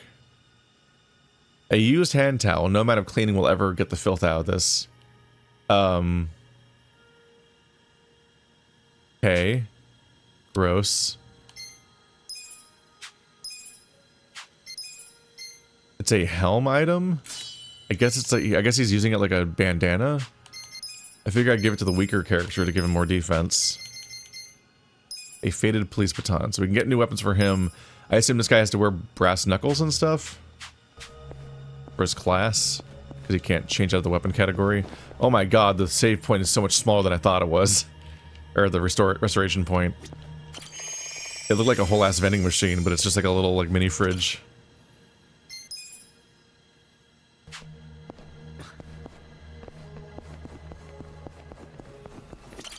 Now we'll climb into this restaurant. How did all these guards know to guard the sewer? Hey, it's safe to assume that the Yomi Alliance's security will be tighter from here. We won't be able to turn back once they spot us. Are you ready for this?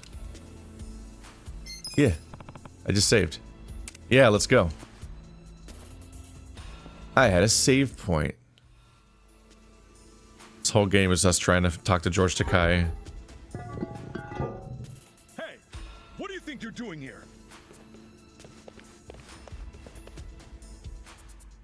Wake up! We got intruders! Grab your brush and put a little makeup. Okay, all of you doing that pose together was really intimidating, I'll admit that. I didn't like that. I didn't like that at all.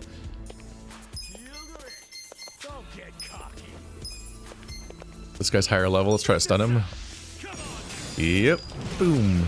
Okay, there's a plus damage icon. That must be the positive response. So if I don't get a plus damage icon...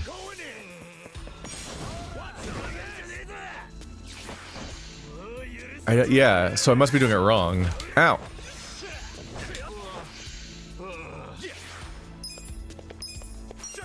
It's like weirdly hard to time, I guess. It looks straightforward. I'm playing on PC, so I'm not getting a television sync delay.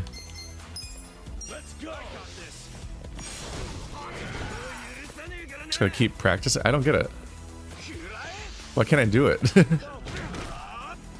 I feel like an insane person when I can't get the timing down for an attack in a video game. Be it like the timing of Super Mario things, Paper Mario things, where I'm like, what's wrong? Why can't I do it? To like Sekiro, where it's like I see the attacks, I know the rhythm of them. Why can't I counter them? Like, am I too early? Am I too late? I'll start feeling it's like an insane person the more I'm trying to figure out what I'm doing wrong. Oh, that would have hurt me way more than I hurt him.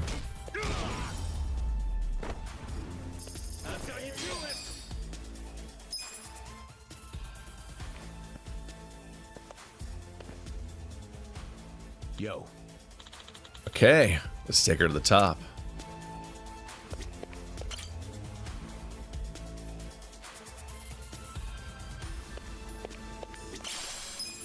A stretched shirt.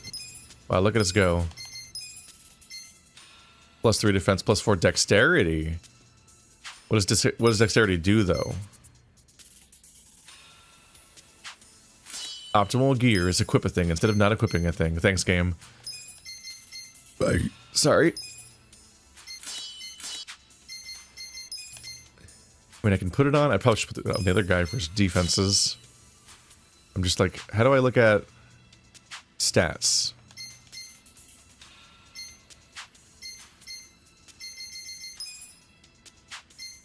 Skills. That's just these.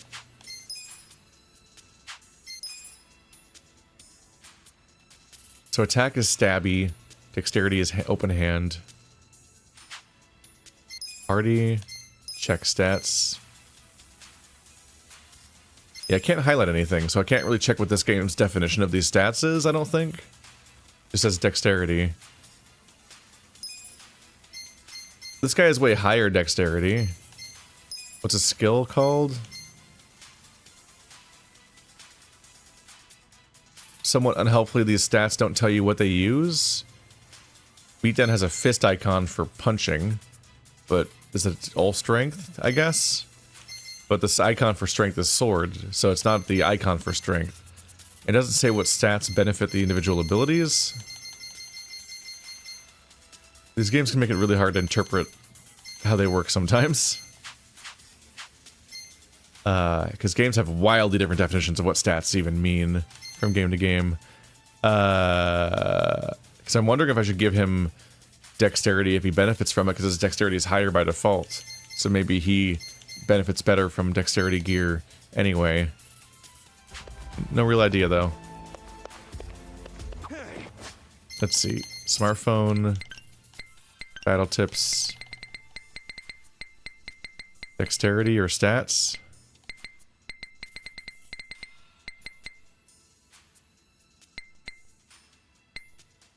Kindness in battle. The more kind he is, the harder he is to be enraged. We have a billion tips, but none of them seem to be about stats, except for the personality things. Yeah, I don't think I can know. There's no Chinese restaurant here. Where the hell it go? Ah, quit jabbering and get your ass upstairs. Where the hell it go? Okay, they gave him a weird line to read there. Where the hell it go? Huh? Who the fuck are you? That was also a weird line to read. Who the fuck are you? Who the fuck are you? That's how you read that guy. That was a weird line to read. Check this out. Come on There might be goofier line reads outside of real cutscenes, which is funny.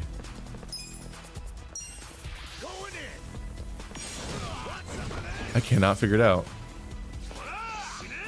Oh, he's got a gun! Didn't think about that.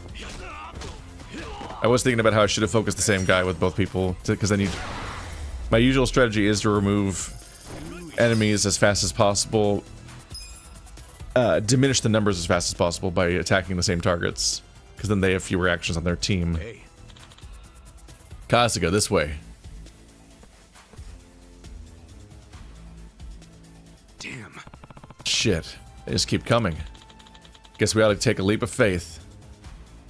Is it a leap of faith? Oh, yeah, that's a hole. Wait, get a leap of faith because they keep coming? We're gonna jump towards... Why would... If you're complaining that they keep coming, why would you jump towards the direction that they already are in? If you don't want them to keep coming. You're jumping... We're the ones that are coming. They can't reach us right now. Uh-oh.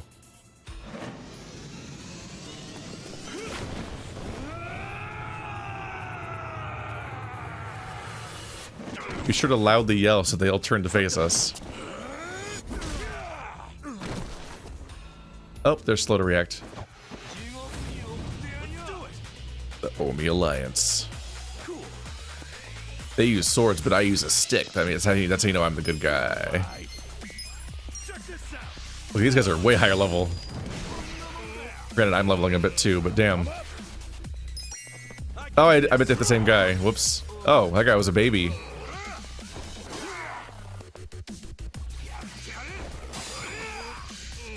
I completely missed the obvious chance that I needed to go after. Boom. Ow. Should have bought those status fixers when I had the chance. Am I? Yeah, I don't. It never says plus damage. I just can't do it. Sorry for commenting on this all the time, but I'm like, what am I doing wrong?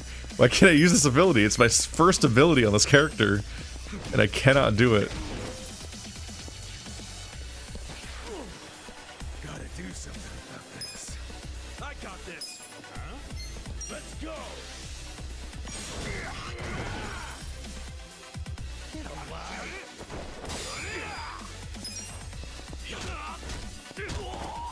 Okay, so everyone else was way weaker despite their levels. That was an officer. The other guys were hilariously easy to kill. Oh, he leveled up. He double leveled up, so I don't have to heal him.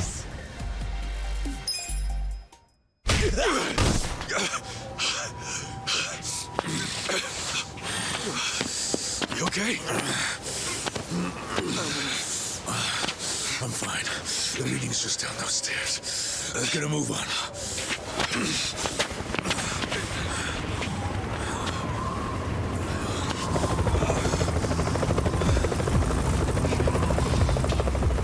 This is the Tokyo Police! You two on the roof! Stop right there! Hey, it's okay! I'm with the Kanagawa police! I'll buy you some time. Go on ahead. Go! Adachi-san! Just go! I'll catch up when I can, okay? Get moving.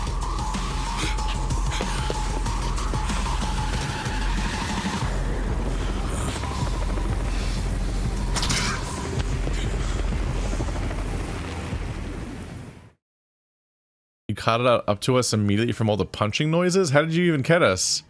We were in the sewers until now. How did you... Wait, where'd they come from? We were fighting in the sewers, and then we had our one outdoor fight, basically, and immediately the police are here with a helicopter? I think they work for the Yakuza. It works pretty good. Heal up before I just fucking die. Like, Adachi, no, don't leave the... Oh, god damn it. I'm a fool. French fries. God, there was a healing item right here. Healing spot right here. Womp womp. I think those guys work with the Yakuza with their response time. Extremely suspicious. Meowdy, y'all. die, punk? Actually, no. I'd like to not die.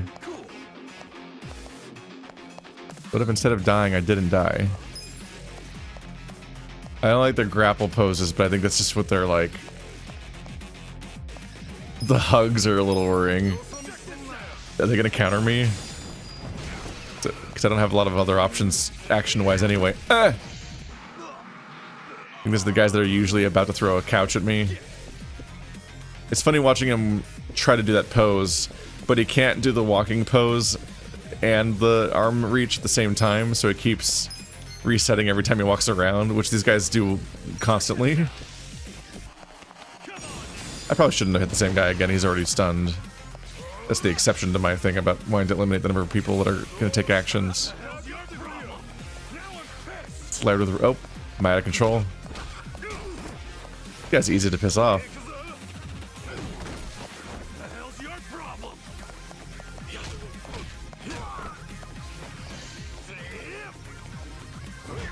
There we go. Cool.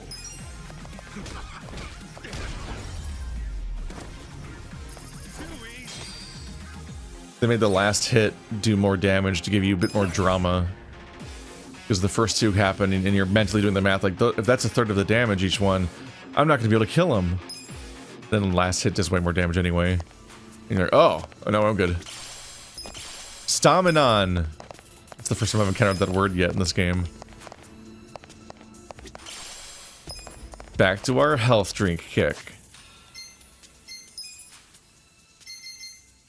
French fries are worth 100 hit points. Look at those wedges. Those are potato wedges. Those aren't French fries. You fools. 100 HP and MP. So yeah, the health drinks are very strong in this game still. I gave all my items to the other guy. Oh, I have them back in my inventory. Okay. Oh, time to put them on me then. A binding. 20 more HP. Okay. Or optimal, or otherwise I can just press this to optimize. That all works fine too. Rock swing. Damage an enemy by putting them in a headlock and throwing them. It has an X and a Y. Oh no. What if I still can't figure out how to do it?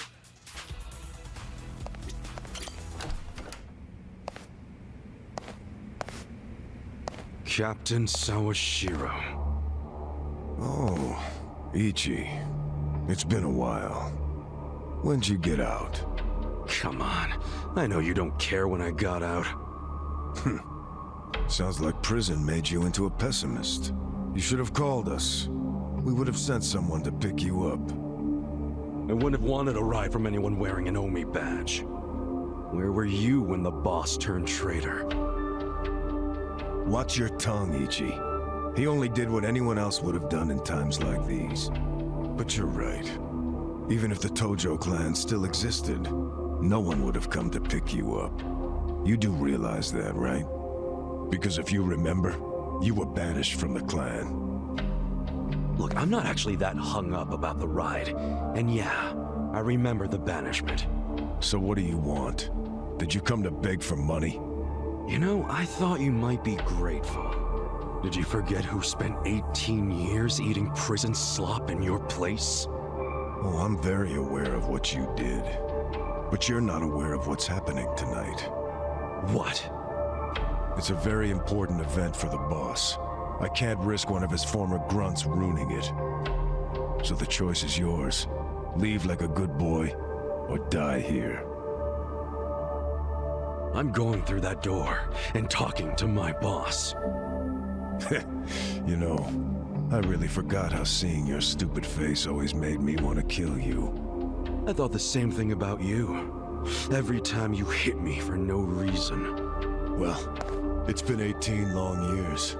About time one of our dreams came true. Sounds good. Just don't bitch and moan about it afterwards. Now we're settling this. The battle is on. He doesn't sound very thankful. Seems like we want to get rid of that guy because we wanted to have this sequence still mean something. The The amount of this that could have been avoided on some level by just being more respectful towards the guy that you sent to prison for 18 years and actually acknowledging things and explaining to him. Like, imagine if George Takei actually talked to him on any level with how this could have gone somewhat differently. Imagine if I used charismatic persuasion and the fight just ended.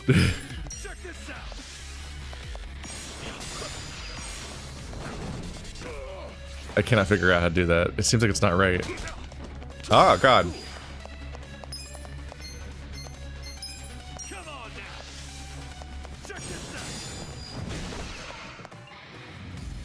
Ooh. Are the QTs back?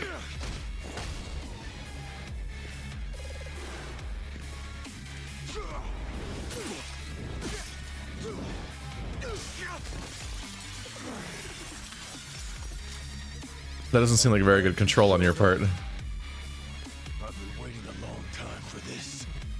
That all you got? He's changing to knife stance. Okay, ridicule did not make me go in aggro mode. I thought I was gonna just turn my brain off right when he pulled out a knife. I'm like, no, sir, this is exactly when I don't want to lose control of you.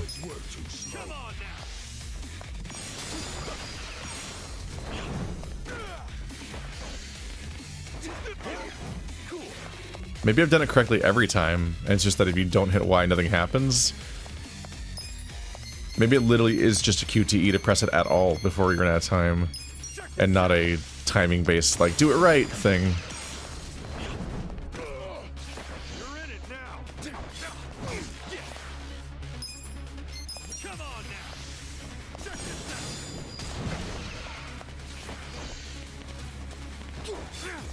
Cool. Come on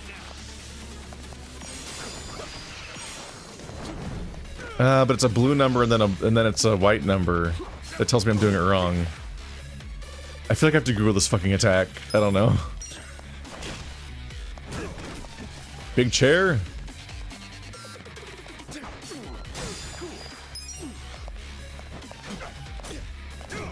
Yeah, random bottle. No, he didn't grab the chair. Oh, he had a bottle. Ah! Well, that didn't do much. Haha, I'm getting better at this. You're bad news for you.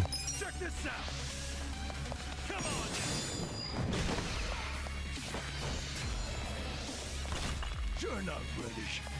Uh-oh. The captain's got that freakish aura around him, and he's in a fighting stance. Gotta be careful. Yeah. You good? Try. I think this is exactly when you try to guard. Defensive and see what he does. Cool.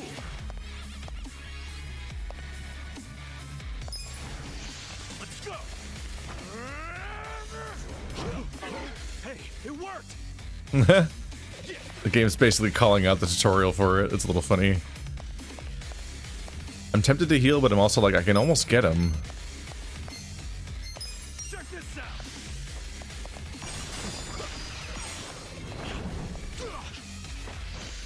I feel like I literally do more damage with my other attack than the higher cost grapple, and it might be because I just can't figure out how to do a Y ability. Check this out.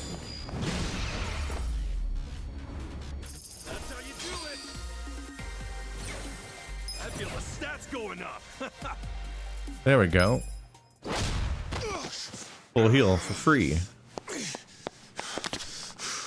Do you realize what you're doing? Once you go through that door, there's no turning back. Ichi, are you sure you're ready for that? 18 years.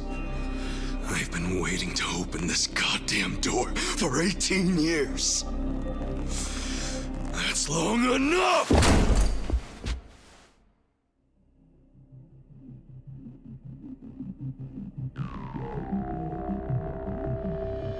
Boss. And who might this be? Pardon the interruption. It seems I have a guest. So, you came. I figured you would. You never disappoint. Boss. Please just tell me. Why'd you do it?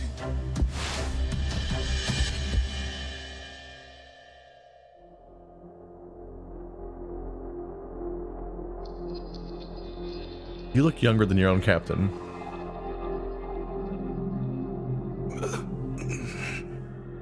Acting Captain, do we have a problem here? No. Nothing serious. No need for you to worry. Boss. In fact, it's going as planned.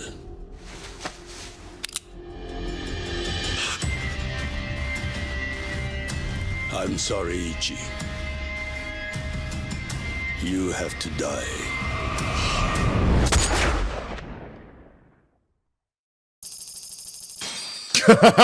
The fucking money sound effect was a weird punctuation for that. Oh, goodness. Well, that didn't go well. Sorry, buddy. There was a lot of signs for the last 3 hours that's how things were gonna go, but he needed to have it spelled out for him.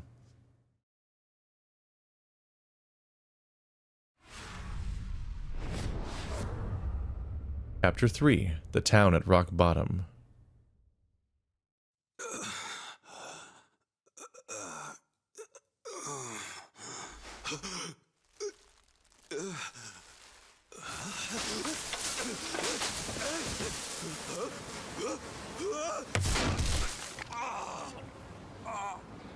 Somebody haul him off and stitch him up and then throw him out in the garbage?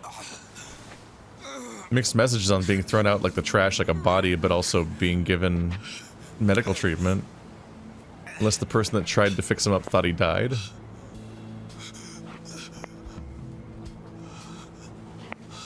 He's got like the yellow bruise from the surrounding impact. He got shot in the chest. He really wanted to kill him.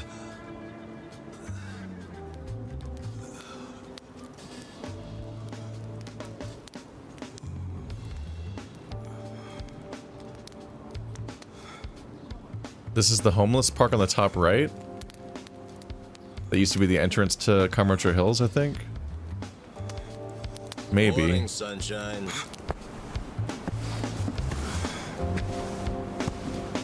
You might not have dodged a bullet, but you dodged Wednesday.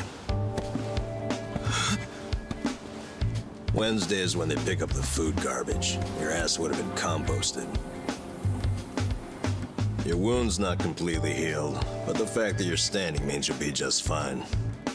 Time to go on home. Go home. Somebody's probably worried about you. Don't you have a family, wife, kids? By the way, you'll have to take the stitches out by yourself when it's healed. Hey, listen. Hey, did that guy ever die? He died, right? Nah, he's alive. Huh? Oh man, I lost a bet. I'll have to pay you later. I don't got no money right now. Big surprise. Those are some damn tight stitches you did with that fishing line. You really were a nurse, huh? Well, if he hadn't been a fighter, no amount of stitches would have saved him. Man, couldn't he have thrown that fight? Hey, you know how much money I lost on you? Next time, just kick the bucket. What was that? Whoa, being that it's your fault and all, I'm just wondering if you could cover my bet for me. I'll give it a rest. Check it out, I got some big ones at the dock today. You want one, you sore loser? Ooh! You're really willing to share these buttes? Not sure, but I'm open to a fair trade. I need gas. Find me a big can of that and I'll give you a fish. Aw, seriously? I knew there'd be a catch. I'll find you some gas. So you better save me a big one. A big one. Hey, man. Huh? What do you want? I've got so many questions. Where do I even start? First of all, where the hell are we? This is Ijincho. Ijincho? Ijincho. Isazaki Jinsho, in Yokohama. Don't you know Yokohama? We are far away, but Popo is everywhere. Yokohama. I literally saw the street view and I'm like, there's a Popo in that direction, but that's the direction that goes off the map if this is the park I think it is in Kamurocho, so it's not the same place, because the Popo is actually in the opposite direction in that location. Why am I in Yokohama? Hell if I know. It's been 3 days since I found you. I got woken up by a commotion in the middle of the night when I saw them carry you in, covered in blood. They said they found you in the trash. I thought you were dead at first, but lucky for you, turned out you only had 1 foot in the grave. And you've been what? Nursing me back to health?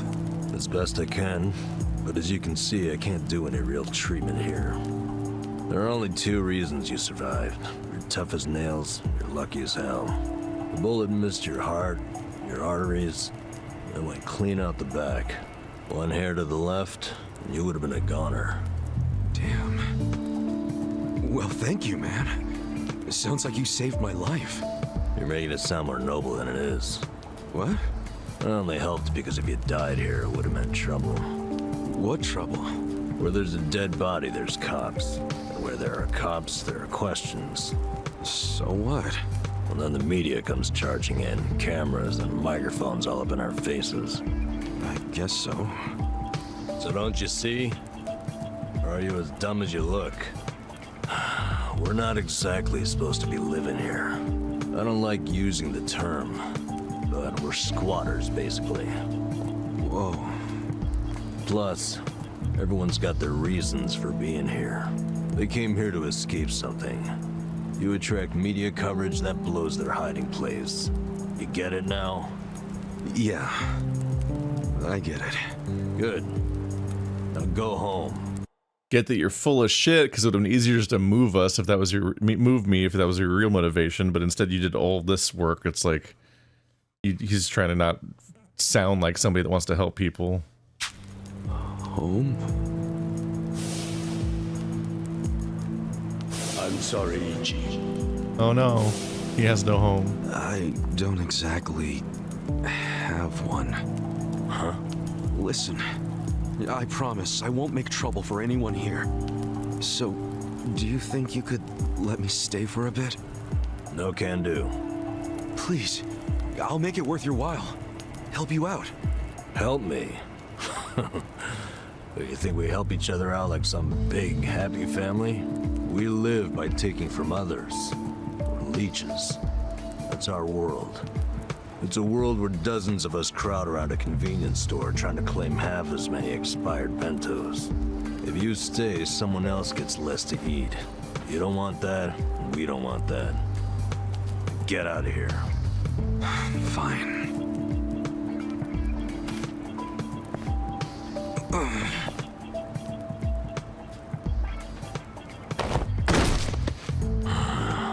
Guess I should have expected that.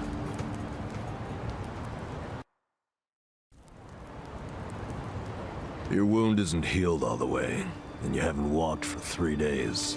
It's no wonder you're weak. Guess you'll have to rest here for a bit. A little bit. Thanks. Under all that hard-ass talk, you're actually a decent guy. No, I'm not.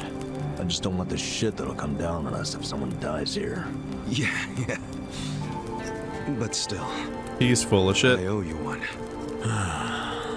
Well, can't argue with you there. So, where do we start?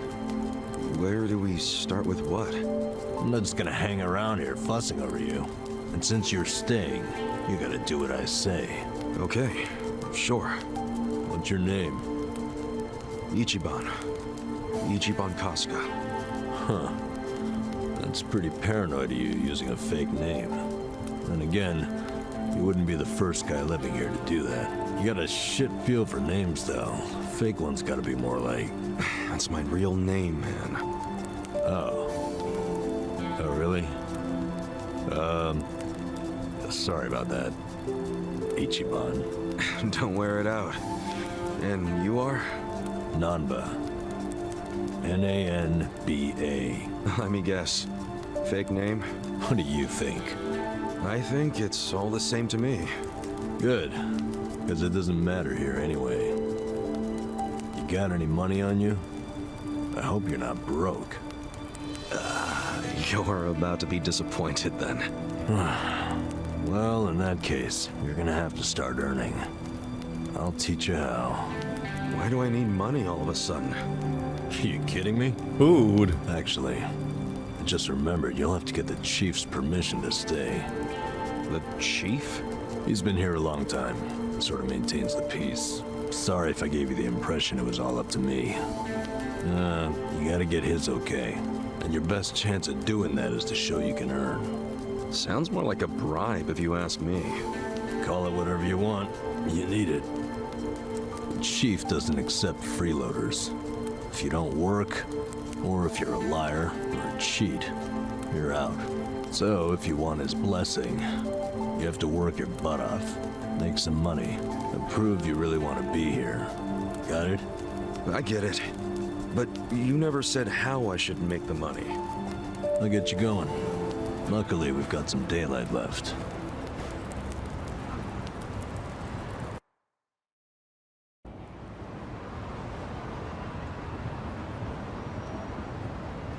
All right, here we go.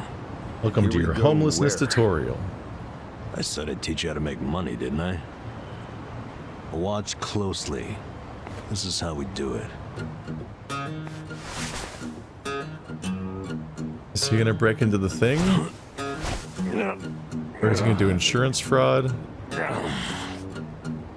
Is he looking for coins under the machine? Kinda lame.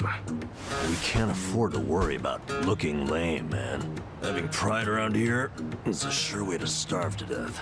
I thought he was gonna fake an accident in front of the car. I think I found a 500 yen coin.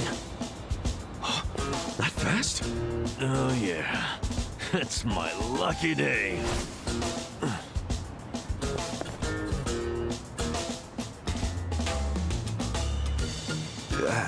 That's a beer cap. Oh, man, got my hopes up just to have them crushed. All right, now it's your turn. Go check underneath the other vending machines. Trash cans too. Sometimes people throw away stuff that we can sell. I'm on it. Cool. I'm gonna head back to camp. Come find me when you're done. And don't wander far. There are a lot of dangerous dudes in this town. All right then. Good luck, rookie. I was gonna say I can handle myself, then I remember there's a hole through me. Not crazy about this, but I don't have much choice. That can went really quickly. You learn treasure hunt ability. Press X near search points around town to obtain money and items. You can get rare items if you're lucky. Your money's been sent to the convenience store ATM, and your items have been sent to the item box. Until I find them again or something? That fucking music. There are locked gold and silver safes throughout the city. A gold safe is opened with a single gold key. Silver safes can be opened when you acquire a silver safe skeleton key. Gold safes tend to have rare items, so keep your eyes peeled for them. I think we might have started the real video game. Nope, still no signs everywhere. Oh my goodness. How big is Yokohama? A lot of icons everywhere. This might be the real map for this game. After all my talk about a Kamurocho, go figure. Maybe this game is set in Yokohama. This is definitely a real looking map with whole ass zones. Is it a fight location? Yeah, that might be the approach they took. They might have made a new map for this one. Which would make sense to give him his own place, although they attached him so much to the narrative of the other place that it's like a little surprising. But in particular, I think this might be the chapter where side stories suddenly open up. Now they're giving me they're putting me in the map we're actually in, and they finished the very long intro where they've essentially established like this character's status quo. It's like, okay, he's the fallen Yakuza who went to prison, then was betrayed when he came back out. Which is like an insane level of dishonor of dishonoring somebody after all that. I gotcha. Last time I caught a bug was back when I was a kid. No. I don't like that. I don't like that I got a spider. I do not like that I just caught a spider. No, no, no, no, no, no. Can I talk to this guy? Nope. Look at him just casually hanging out. Just chilling. He looks in... I mean, he probably shouldn't be. He probably isn't. He just does look insanely comfortable there, you know? That's not a search spot, so you have to look for like more glowy spots. Like this one. I thought they were gonna be blue search spots. Oh, X, not A. 5 yen. Guess I'll have to check another vending machine. So I think they preserve your items and your money that you've got so far, so you don't lose that and don't have to feel bad about that, but they are gonna separate them from us for this part of the story until we get through the, like, poverty chapter, and then they'll let you reunite with whatever, like, pre-order bonuses you might have had and so on. It's funny seeing those butt heads. They're like, shit, but what if he had a pre-order bonus or some other thing that, like, he paid real-life money for? We can't take that from him. It's like, it's in the item box. We'll just not let him reach the item box for, like, this chapter. As he, like, is a poverty tourist, essentially.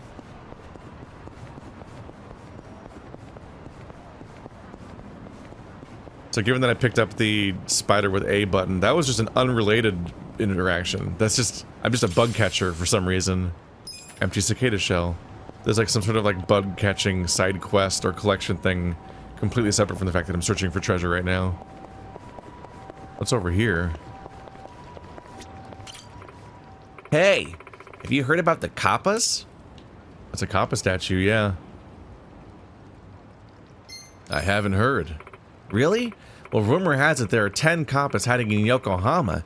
If you snap a picture of each one, you'll have good luck. You know what I like about this Kappa right here, though?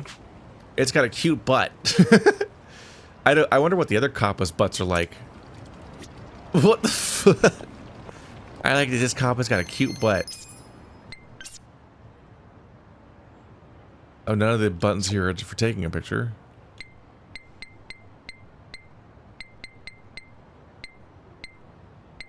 DLC versus online store.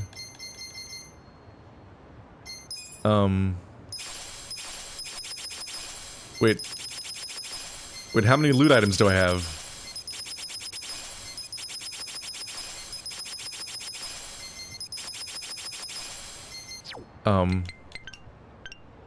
Combo meals. We combo certain things to get more experience.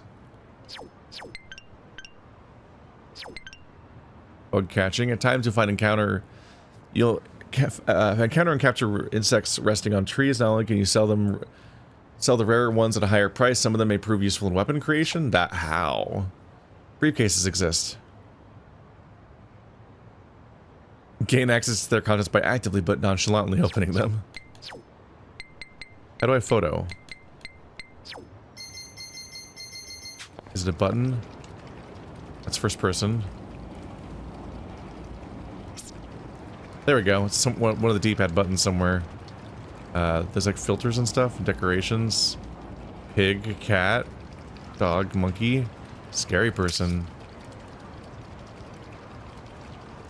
I don't see the decoration on the screen.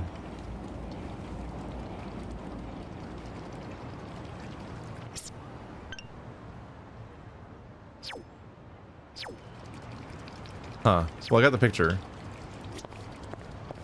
So if I have to photograph all 10 for some reason and something might happen, I'll do that. It's a thing to keep in mind.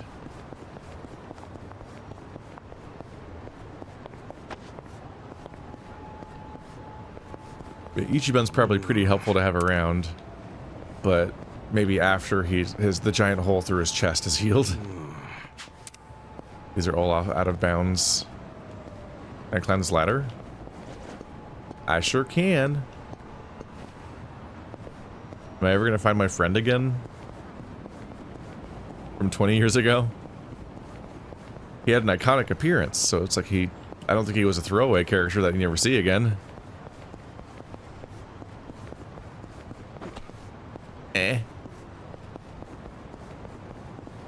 Oh, it's a safe. I need a damn key. The glowy lured me in, making me think something was happening. Oh, I can walk up here. This seems dangerous. Don't fall. Speaking of which, can I just like, optimal gear? Nope. I think some of those items look like they were equipment. Oh, these are okay. Maybe it's just these kinds.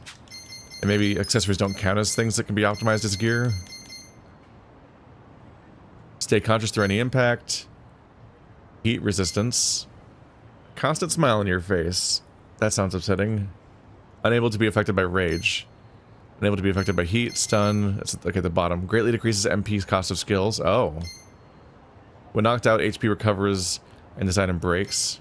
I have three sacrifice stones to pick me back up. Well, obviously reduce the cost of skills. That seems overpowered. And no longer be affected by rage. Okay, immediately obliterating half of the struggles this character has had so far. How greatly, I wonder, does it reduce the cost?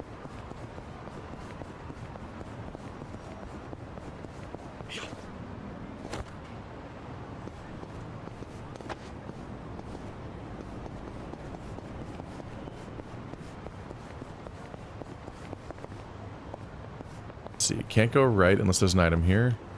I believe they're trying to shepherd me towards a particular... Oh, maybe just find all of them, actually. I wouldn't be surprised, though, if the quest is directing me towards a narrative moment. Found 55 yen. That's almost $1.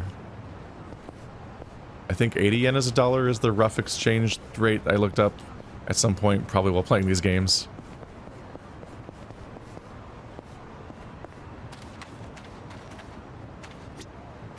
Oh, you really have to plant your feet. Wait for him to stop. No, maybe not. Okay, just mash it. I think I've cleaned this place up. Let's see what else I can find.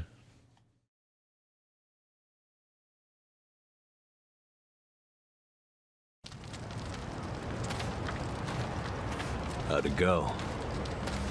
I tried, but this was all I found.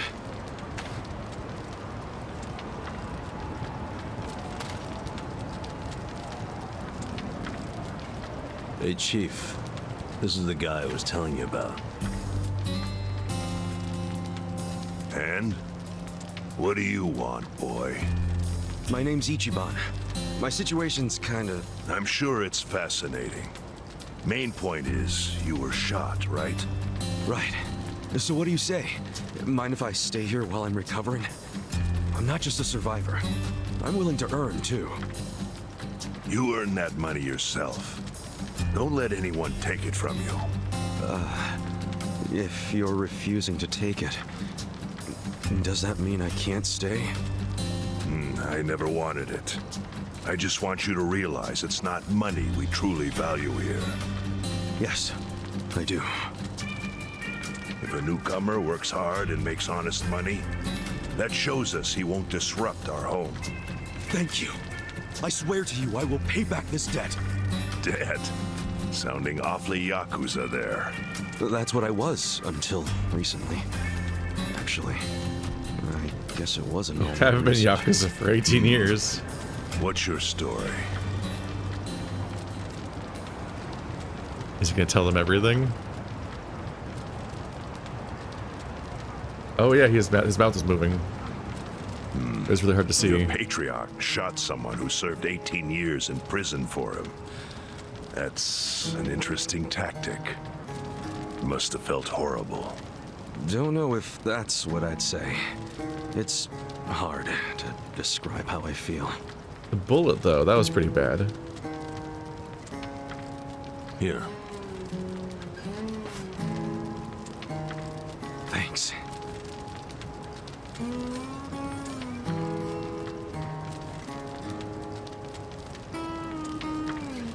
Try tearing off the tail and putting it in your drink.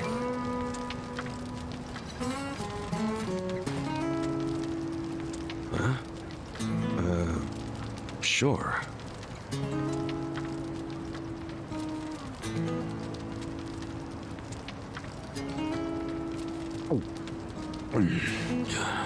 That's good. It's Ijin-sho style fin sake.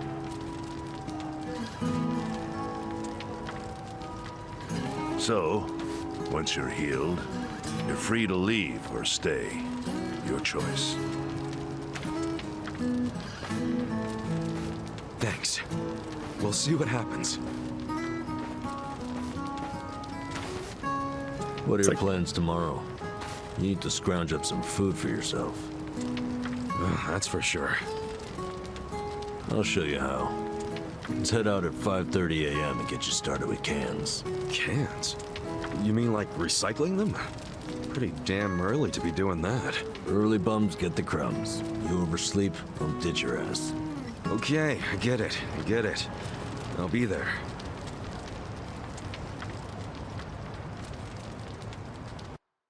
At least you have a smartphone, which has battery somehow after 3 days. Awkward time to introduce the smartphone right before you become homeless. Phew, I'm beat. This is 5:30. Oh, you're done already, I assume. You got plenty of sleep while you recovered. Take this seriously. So they haven't started yet. The sun's up at 5:30? This much? I don't believe you. What's up? Hey, we're here, Kan-san. We're like, Kan-san, because you give him your cans. Nanba, this guy's the newcomer. Yeah, name's Kasuga. Yes. Hello? Here you go, just like you asked.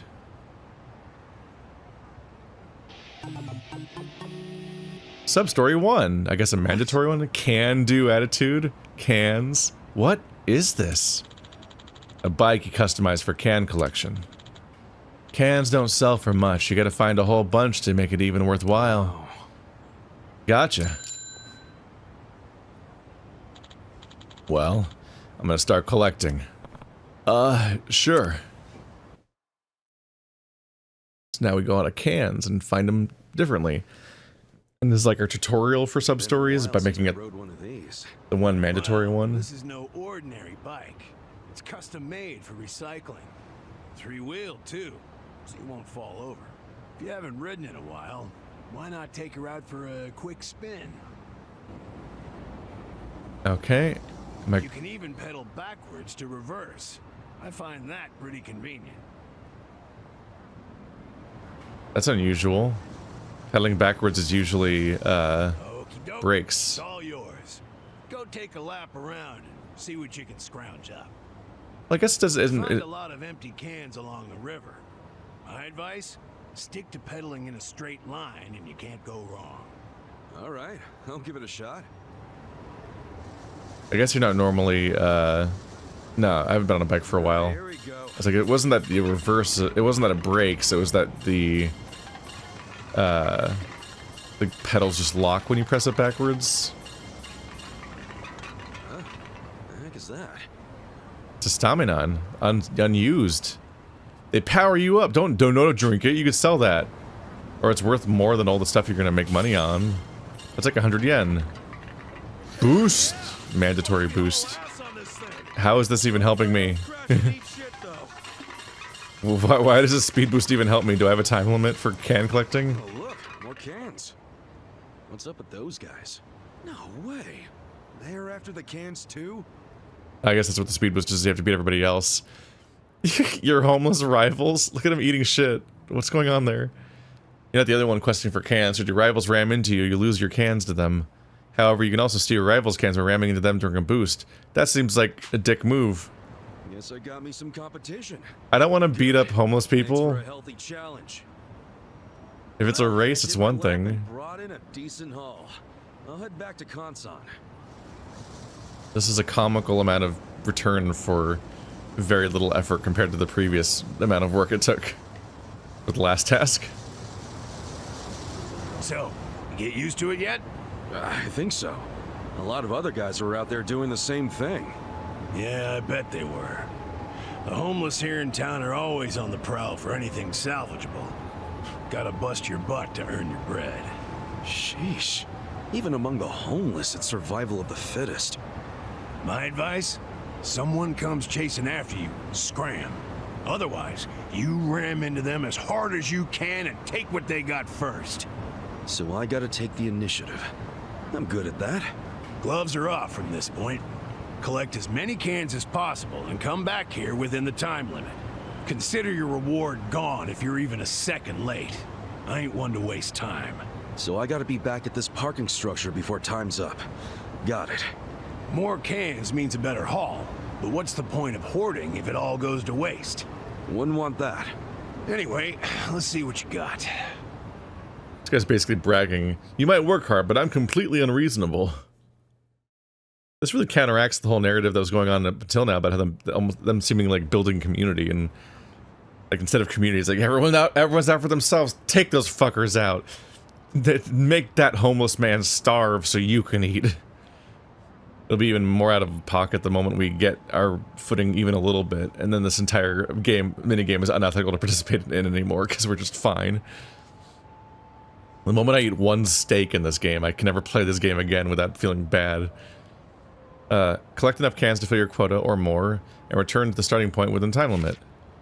Energy drinks boost your power, blah blah blah. Ram into people. Chase down the pile of cans. Don't be late.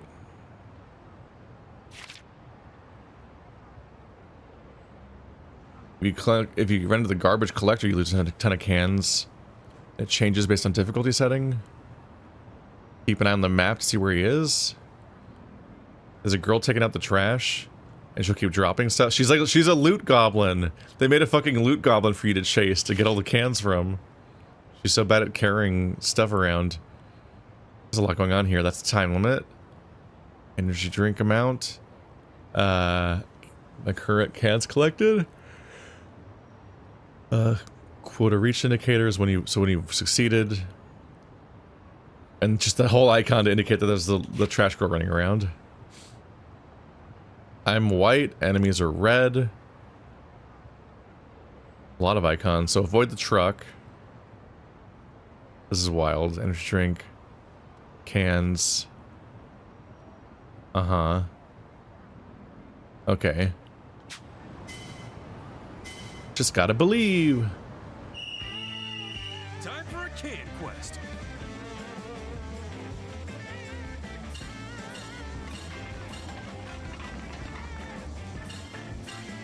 So this is Pac-Man. Down to having the enemy ghosts that you try to defeat by collecting a special power-up that lets you defeat them. Oh my god, there's explosive barrels.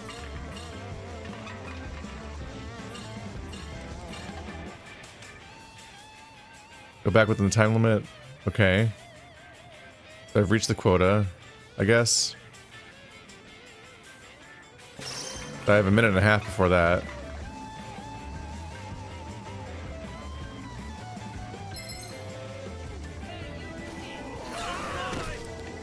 Oh god. Trash collector.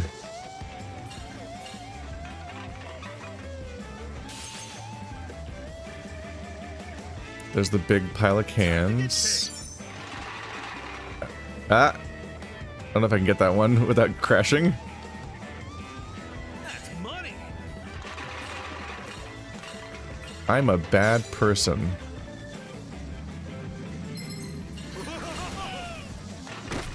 I'm a bad person.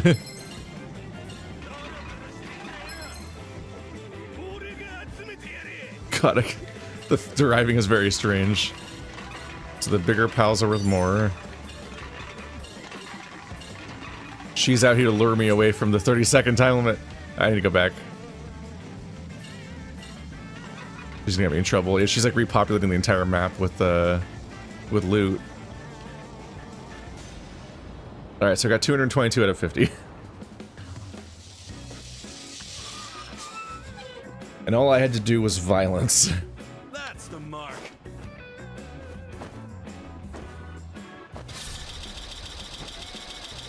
I wouldn't do so many fist pumps with your massive injury.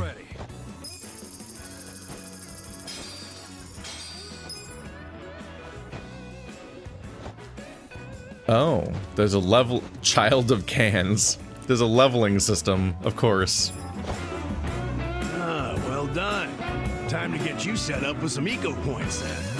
Eco points? Yeah, what you get for turning in cans. Brilliant idea, if you ask me.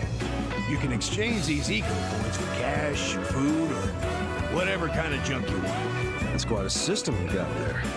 Well, fiat currencies complicate things. You gotta factor in tax rates, supply and demand, all kinds of nonsense. And for what? People like us, a point system works best. They're like regular money, but without the greedy middleman. Huh. To be honest, I prefer regular money. Hey now, you collected quite a bit. You're pretty good for a beginner.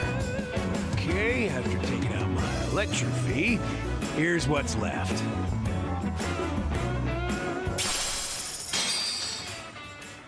$150 yen. Attempts were made.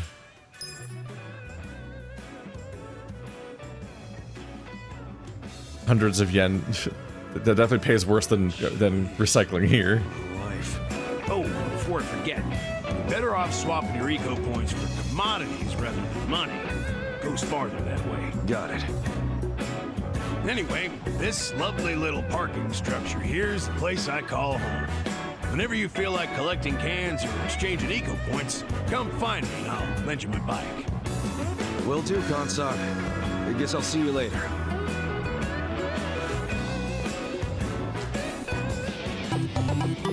Better off getting goods instead of money, he says right after I'd already exchanged it for the pittance of money.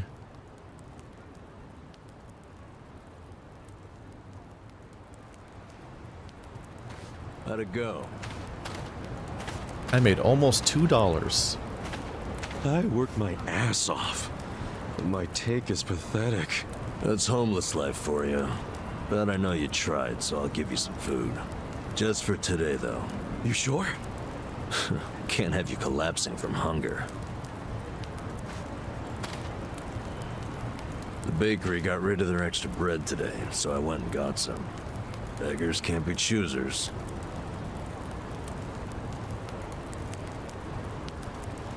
Fish sandwich. Bread rolls, huh? Hey, I just said we can't be choosy. Whoa, I ain't complaining. I love bread rolls, actually. Yeah? Well, now it's gonna cost you. In prison, all we had was barley rice. Every single day. But once a week, they gave us bread rolls. That was the day I looked forward to. Really? It's just plain-ass bread. That plain-assery is what makes it good. See, nothing's plain about prison. Everything's shit. The smell, the walls, and especially that nasty rice mush. But the taste of plain bread, that was the taste of the outside world. Well, here. Take a nice big bite of the outside world. Thanks, man. Oh, yeah, that's the stuff. I gotta say, you're an interesting guy.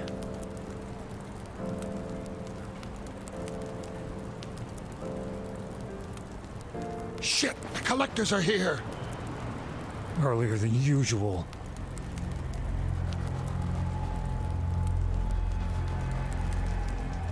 Time to pay your dues for the month, fellas. Wait by your beds with your cash out and ready. Who's this fool? Zhang, a money collector. He charges us homeless guys for the privilege of sleeping here. What? Why you gotta pay him? Is this his land or something? No. But it's been the rule since before I was here.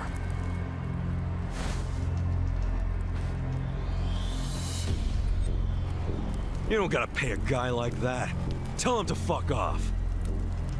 Trust me, I want to punch the guy in the face every time I see him. But the chief says we gotta pay. He does? I've heard Zhang is a member of the Yokohama Liumang. What the hell's that? A Chinese mafia that's been based in Ijincho for ages. You don't want them as your enemy. You'll end up dead. Mafia my ass. I'll get this guy out of your hair. Pay you back for helping me. No, don't try anything. The chief already has a deal worked out with them. We need to do what the chief wants. But... Just stay quiet. Shit. Do you even have enough money to pay him? 2,000 yen? No, not even close. Damn it. And I only have enough to cover myself. Look, you better hide in there. And I'll think up an excuse. Whatever happens, don't move. Fine. Like they're not gonna notice that he's been here so far. How much money you get out of extorting the homeless? It seems kind of productive. Hello, Nanba-chan. How's business? Good?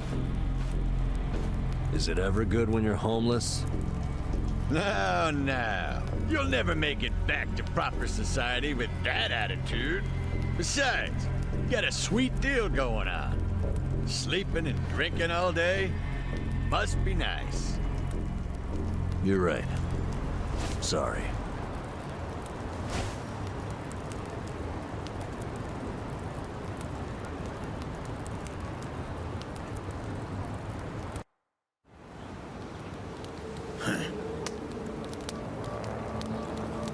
Nanba, does this box belong to you? Yeah, I needed to pick up a few things. What kind of things? Hey, let's have a look. Oh, hold on. Can't a guy have a little privacy? You live on the street. People like you don't get to have privacy.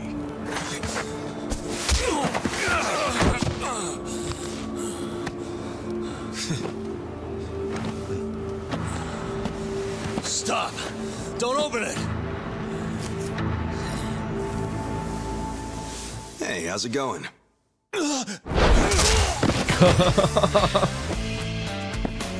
Well, Nanba-san, you tried to play nice. But you know what? Fuck these guys. Who the hell are you? The fine people here have been taking care of me since yesterday. I see. Does that mean you live in one of these fucking tents here? If so, we'll be taking your rent up front, cash only. Sucks for you, I'm broke. And if I weren't, I wouldn't even give you my pocket change. Wow, Nanba. Not only did you bring in some cocky asshole, but then you tried to keep him as your little secret from us. I'm gonna make sure you pay for that one later. Hey, Nanba-san saved my life. Get your hands off him! Look who thinks he's a tough guy. Every now and then we get a newcomer like you doesn't know his place. You guys bark loud, but you never got the bite to back it up. You go down whimpering like bitches every time. Put up your goddamn fists. Let's see if you're any different from the rest of this trash. Don't try to stop me, Nanba-san. Stop you?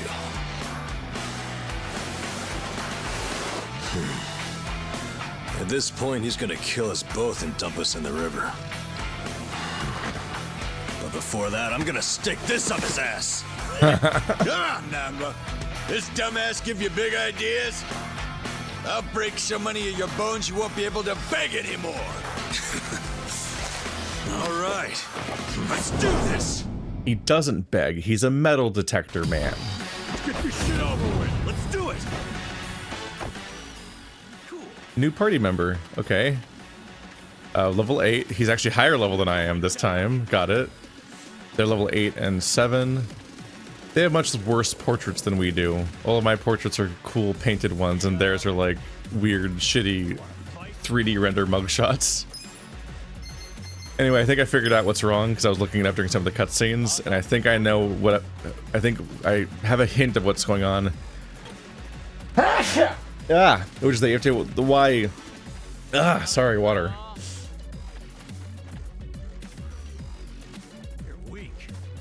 I think you hit the Y later in the sequence than it looks like you do, Because the blue stuff goes in, then comes back out, and then you hit it on its way out or something for some reason, which is nonsense. I have no idea why it'd work that way. Either way, it amounts to being later. We'll see how it works, if I can figure it out. Yeah, you press it later. Okay. What are your skills? Pigeon Raid. Damage an enemy by throwing beans at them and letting a flock of pigeons do the rest. He's got magic. He's got pigeon magic. That's what magic is. Gnarly breath. Nanba blows a trademark smelly breath all over the enemy's face, lowering their defense. I don't know how to feel about the wacky homeless minigames and having homeless attacks. Having pigeon magic is one thing, that's fun. But like, I have permanently bad breath as a homeless man. I'm like, I don't know, maybe it's, I feel like it's, if Ichiban is a good friend, I feel like his station should improve a little bit over the course of the game, and he shouldn't have gnarly breath as an attack anymore, right? Pitiful look, appeal to an enemy's sympathy of the downtrodden. Is successful to hand over an item? I don't know how to feel about them having begging attacks. Okay. Recover some HP by sleeping on the spot. Uh-huh. I want to see what Pigeon Raid looks like. Does it have any buttons? No. I don't think so.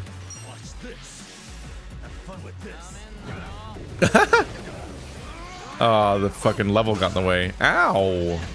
Ow! Wasn't ready for that. Alright, more rock swing training.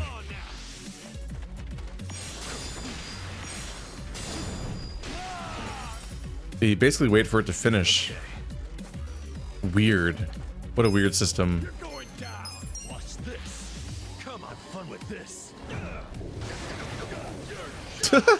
So many hits. Aha.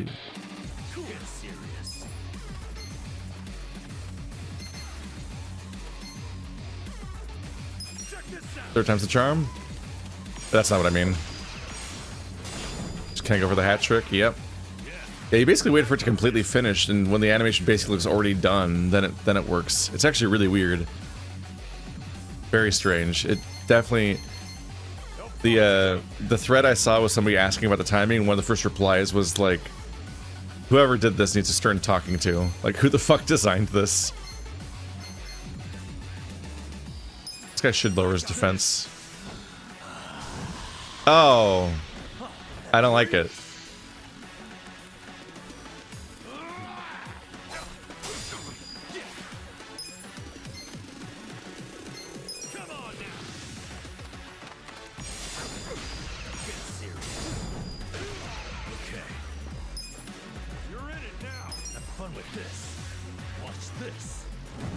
I guess I probably should have gone for the normal attack to take advantage of the weakness. I don't think this spell counts the same way. The spell hits so many times that it's actually hard to tell how much damage it's doing compared to other abilities. It's so many small numbers that are like overlapping with each other. Nope. Capitalize. That's better. Things I gotta remember to do. They both leveled, so no need to heal. Hell yeah. MP plus 10.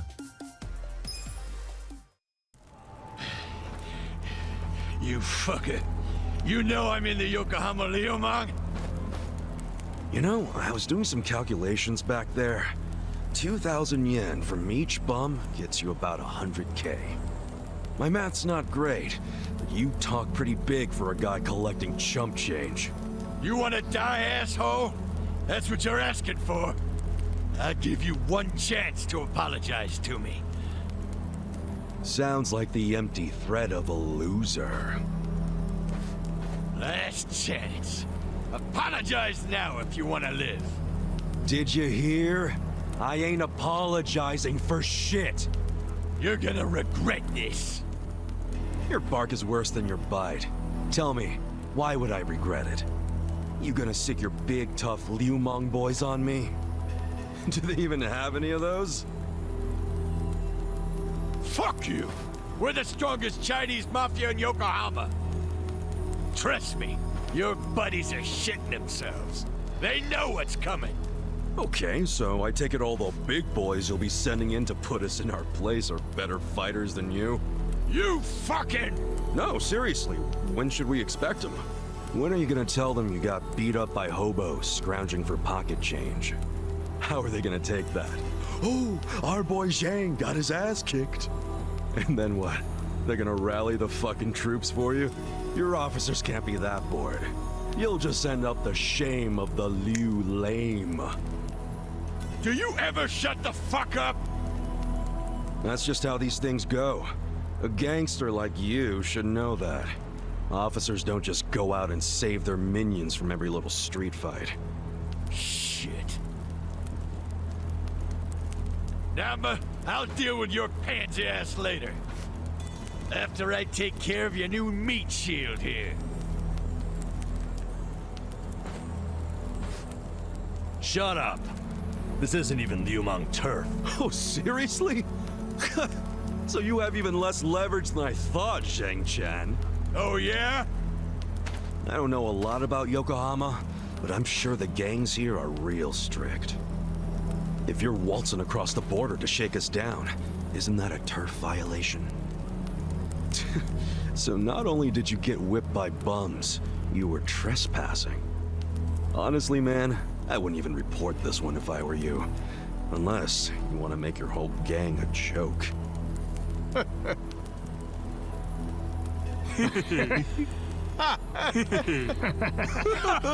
a fucking shithead. It's hard being the bottom rung of the ladder, isn't it? I can relate to that, actually. Difference is, I learned not to bully people who are weaker than me. Shut up! I'm letting you off easy today. Let's go! Hey, bring us something to eat next time, would you?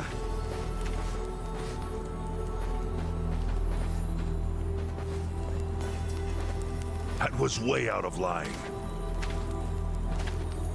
But now we don't have to be scared of that asshole anymore.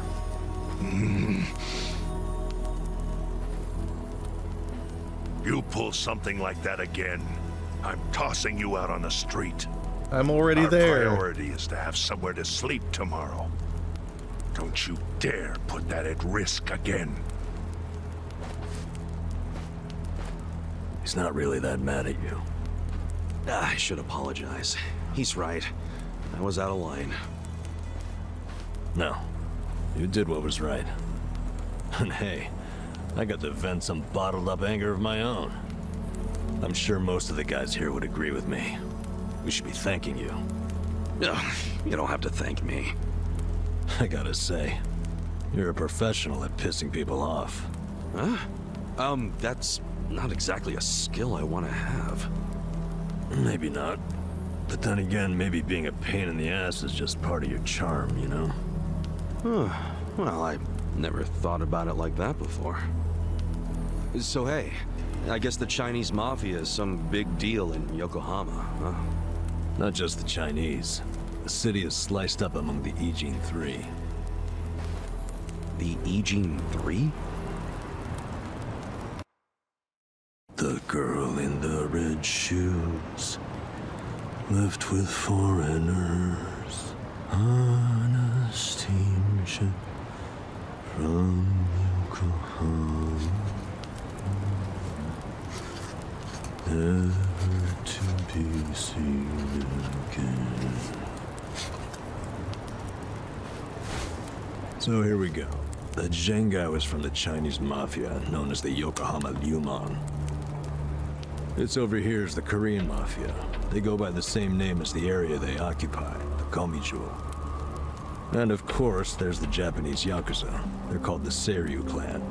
But to the locals, they're all known as the Ijin Three. I'm guessing the Seiryu clan is under the umbrella of the Omi Alliance? You kidding? No, they've always been independent, and they're happy to let you know it. Are the Omi in Ijincho? The Tojo clan is practically Yokohama's next-door neighbor. And if they've never set foot in here, you think the Omi Alliance would try? The Ijin Three offer the town protection from outside forces, in a way. That metaphorical barrier is known as the Great Wall of Muscle. hell of a metaphor. So, the Ijing Three work together to keep people from getting over this wall? Work together? Yeah, right. They're always at each other's throats.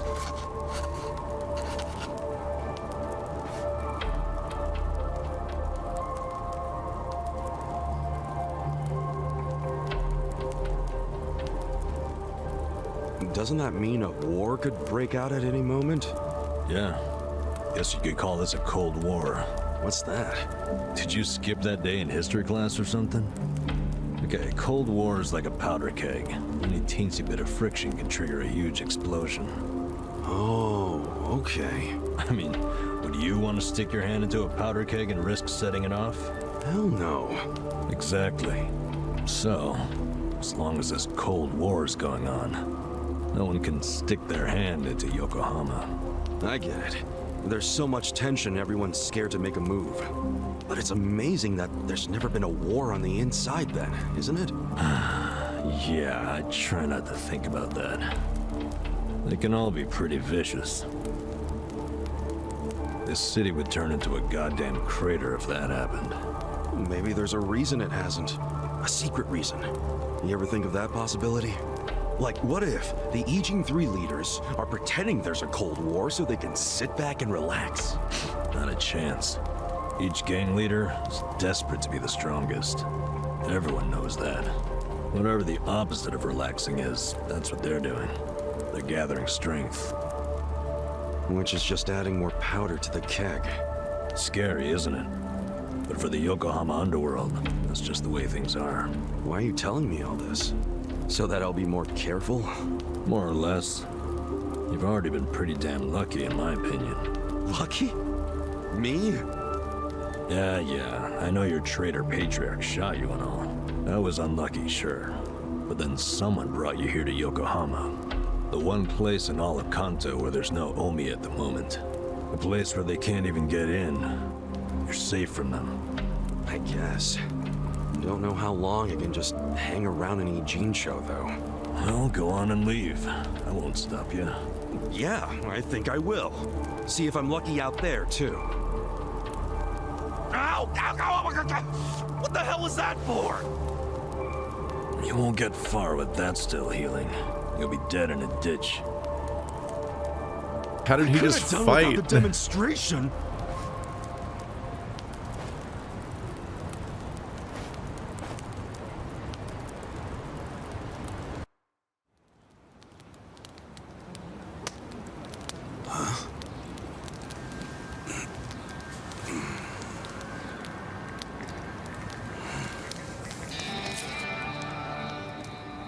What's that? Shit. Hide it, Ichiban. Why? Did you see that? That was a 10,000 yen bill! Yeah. Hey! Calm down. Hey, look! I think I dropped a 10,000 yen bill around here just the other day. You're talking out your ass. It's Ichiban's money. It's clearly covered in his blood. I have no idea how I got this. Ha! Told you it was mine!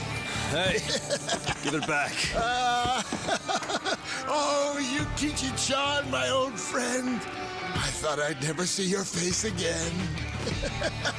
Let me just clean you off a bit. Aren't you beautiful? Huh? What the hell? What's wrong? Oh, look at this. The back of it is blank. But I think it's just stupid play money. Wait, hold on. Well, that's definitely not play money. The front looks way too much like a real bill. I mean, look. It even has a watermark. For real? Well, they wouldn't put watermarks on play money, would they? So you're saying it's real, even though it's half blank? Hey, does that mean it's worth 5,000? Oh, dumbass. It means there's only one thing it could be. It's counterfeit. What? It's a fake? Hey, you trying to get us all arrested or something? No, that shit's not even mine. You said you just dropped it the other day. What's with that? Do I look like someone who would have that much? I would have spent it already, man. Come on. Obviously. Now cut it out, you two. But it's yours, right? Why did you have it? Why would you bring that shady shit here? We don't want any trouble. Come on, man. This guy's bad news for the whole camp. We can't let him stay here. I say we kick him out. I told you, I don't know where it came from. I don't even know where I'd get a fake bill. Liar! How did it end up in your pocket then? Wait. Let's think about this for a second. Ichiban's pocket where he had the bill has a huge bullet hole in it.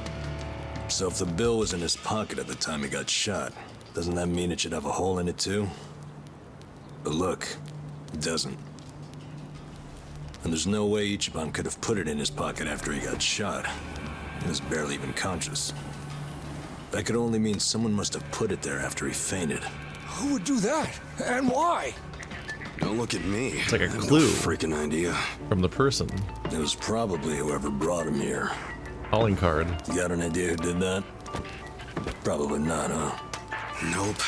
It's as much a mystery to me as it is to you guys. I don't know why I got dumped here, and I don't know why I have this bill. Seriously, I don't know a goddamn thing. You've got to believe me. Who cares?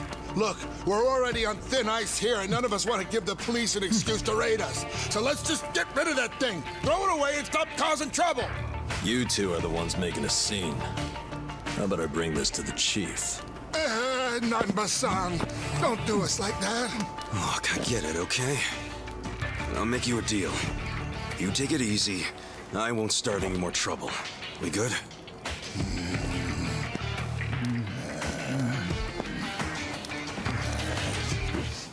Just taking it anyway. Fuck you, man. After all that, he says he should have just taken it anyway. I shouldn't stay here. But I thought you had nowhere else to go. I don't. But anywhere would be better than here. God damn it, why? What? I walked around all damn day, and what good did that do? I mean, there's gotta be tons of jobs out there which pay more than this. There's just gotta be. Yeah, probably. Well, if you think so too, let's go find one of those. Oh, sure. Got any leads? Know anybody who can give us a reference? How about a resume? Oh, hey, I know. We could find something at Hello Work. Man, easier said than done. Listen up, everyone! Hey, what are you doing? Guys, why are we living like this? Has anybody here ever gone to Hello Work? Eh? Sounds like a big fat no! But you're all perfectly healthy! I've seen some of you build shit! Just walking away. I've seen some of you cook! You have skills! So why aren't you trying to find jobs? Just gotta get up and do it! Come on! You really want to keep living like this just to avoid taking some risks? Don't you see you can change if you want to? Or do you all just want to die here? Well, I don't. I say we go and find some decent jobs. Ichiban, please stop. Anyone who whines about it, I don't mind dragging you. Shut the fuck up! Do you seriously think we're all here because we want to be? Nah, you said everyone has their reasons, and I get that, man. But come on, you still gotta try, don't you? Better than living like this. A little effort can land you a job, even if you have a criminal record. You don't know what the hell you're talking about. Why not? First of all, only a few of us have criminal records. Most of us didn't do anything wrong. Then why? For some, all they did was co-sign a bad loan. Others worked hard for their families, who abandoned them when they couldn't pay the bills. Nobody lives like this by choice. This isn't somewhere you choose to be. It's somewhere you end up. Do you know what that's like? To end up that broken? Kinda. Some of us have families who are out there looking for us. Parents and kids, hoping we'll come back. And for as much as some of us would love to go back, we can't. Not when we're still so broken. And you think you can fix all that with just a quick trip to Hello Work? They get back on the grid, then all the problems and enemies from their old lives are gonna pop right back up. Did you ever think of that? You think we're just too lazy to work? We all want a job and a living, man. But we can't just erase all the things that keep us from having them. so it might not look like much to you, but they're trying! I'm... sorry. You can't force people to be just like you. So knock it off. But I'll give you this. You're not totally wrong. What? You made a good point about having a criminal record. We do have one felon here lying low. Who? Me. But you said you used to be a nurse. What did you do? It doesn't matter. But maybe I found some motivation in that stupid little speech of yours. Enough to try, anyway. So, I'll come with you to Hello Work. I'll see what it's like to take at least the first step out of the gutter.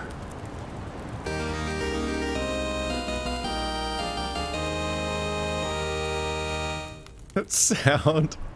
You kind of joined the party last fight, but okay. You now use the skill tag team, Essence of Mayhem. What is that? Does he use both of our turns or something? Battle tips. Nanba's life on the street has strengthened his body against poison and catching a cold. He's too powerful to be poisoned because his life is so hard. Level 4 punchy boy, level 2 homeless man. But then Nanba's a higher level at being a human, I guess. Well, they're both level 8 now. Yeah. Job deadbeat. Job homeless guy. Did they just rename my job to deadbeat without making me lose my stuff? Yeah, my job has stayed the same. They just renamed it. They didn't actually change my job. Which mechanically would mean something much worse. This is what they call me. Alright, gear. I have no gear to optimize. That's rough. Okay.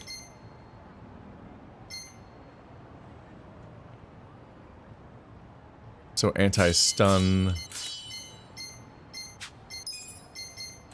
And some anti-heat.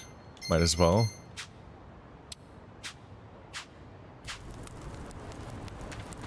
Alright, did the world open up? Nope. Still can't go outside of this region. But they've let me go to the rest of this particular region. So there might be side stories around here as it slowly expands the playable zone or something. What is this little green spot?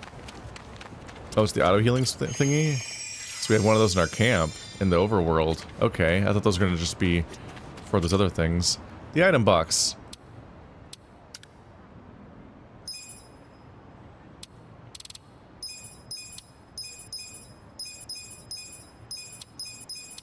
Okay, so now I can just get all my stuff back.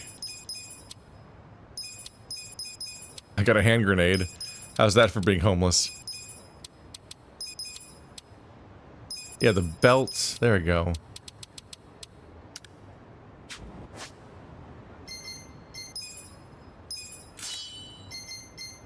A handful of items. What's the belt do? And the binding?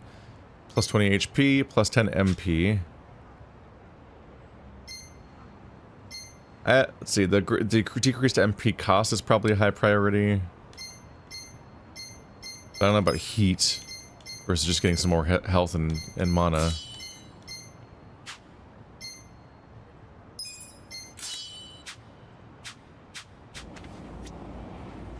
Oh, I gotta heal again because it doesn't raise your current amount, it just raises your cap.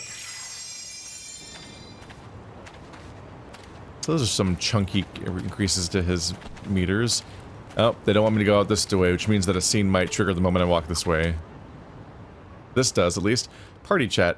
Your party members want to chat sometimes. You can let them by pressing Y when prompted. Listen until the end and the party's bond will grow stronger. But if you interrupt these conversations by opening menus or triggering a battle, not only will you force everyone to stop talking, it's also just plain rude. I don't trigger battles, they're rude. Luckily, should something like this happen, you can always go back to the spot where the chat began to give it another shot. By the way, you got a pretty crazy tattoo on your back, right? Is it a dragon? No, not a dragon.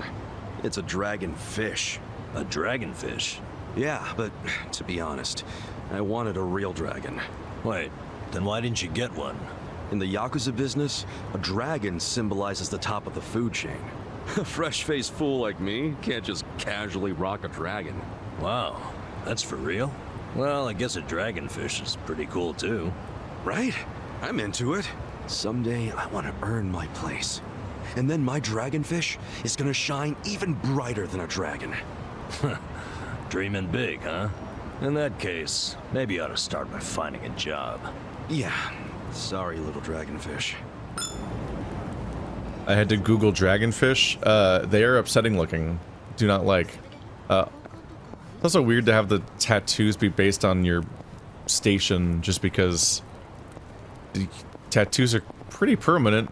It's kind of hard to replace an entire back-spanning tattoo.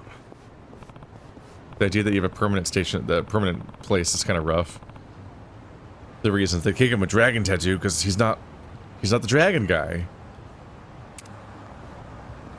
No, I don't know how to play shogi. I can't. I still haven't figured out how to play mahjong.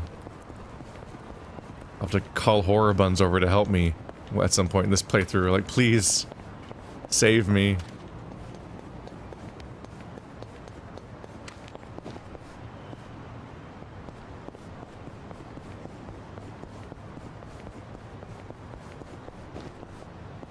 Who are these people? Why would they even fight me? I'm not sure. What should I be thinking about that? I'm not gonna fucking walk slowly behind you the whole way. Capitalist Punisher and Burnout Bully? What? Get pigeon rated, nerd.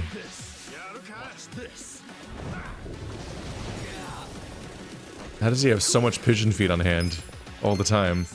Tag Team Essence of Mayhem. Essence stuff sounds like heat actions from the old games. A grandiose display of absurdity that damages a single enemy. A deeper bond with your party members will make a more powerful attack. Members with particular stat effects cannot join you. See what this looks like. Come on, let's go!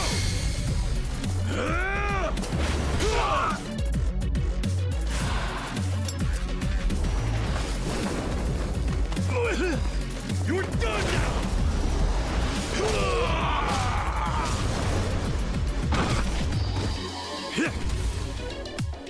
That's just rude. Weak. They weren't worth much experience. Look at these losers. Are you prompting me to talk to you right now? No. No, stop chasing me. Oh, there's more over here. No! They're on both sides of the road. Hungry, hungry, homeless, and battle bum? I don't... Hang on a minute, man.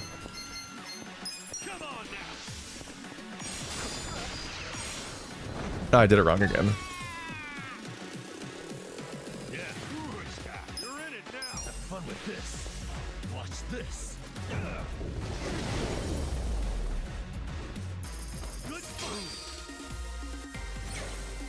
And then they were devoured by the pigeons.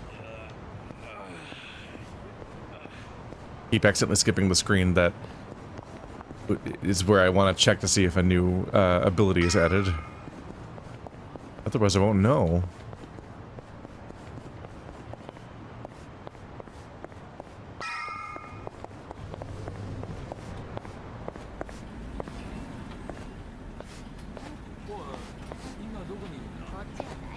I didn't think there'd be so many people. Young ones, too. How old are you? That gross, 42. rusty staircase. What about you? 41, if I remember right. Damn, that makes me feel old. Hey, age ain't nothing but a number. We got something better. Passion. Oh, passion, sure. I'm telling you are ready to work. You don't want these other losers. Matsuo-san, I can smell the liquor on you. To be considered for a placement, being sober is mandatory. Please come back when you're ready. Bitch. Like I'll ever come here again.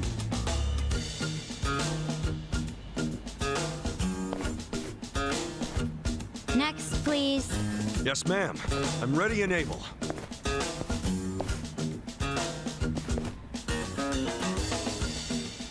You left your current residence blank. Because I don't have one right now. But I'm committed to working. And I don't drink, by the way. Well, normally you need an address, but I think we can make an exception. So, I'm hired? Just write the address of where you grew up. Oh, but I don't have an address for that either, actually. Have you always lived on the streets? I'd like to refer you to our support center then. What's that? It's where you can get a checkup and some basic computer skills. But wait, I don't need all that stuff. I just need a job. Sorry, but that's our policy for people with a background like yours. Please, ma'am. I'll work really hard. I'm sorry. That's our policy, sir. Next, please. Wait, hold on a minute. I need to... Hey, out of the way.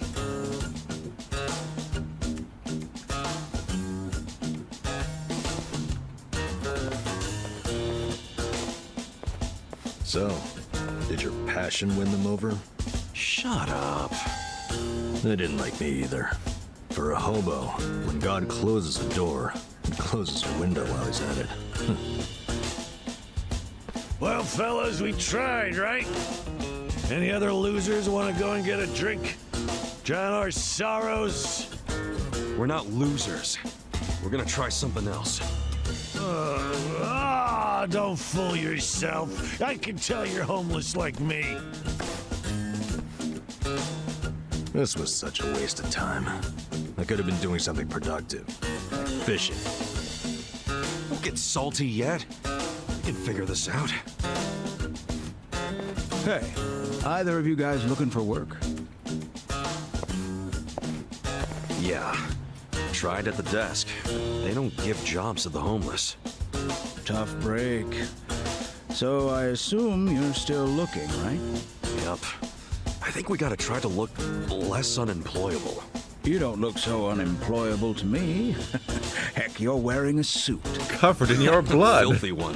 But hey, thanks for noticing. You're a man of taste.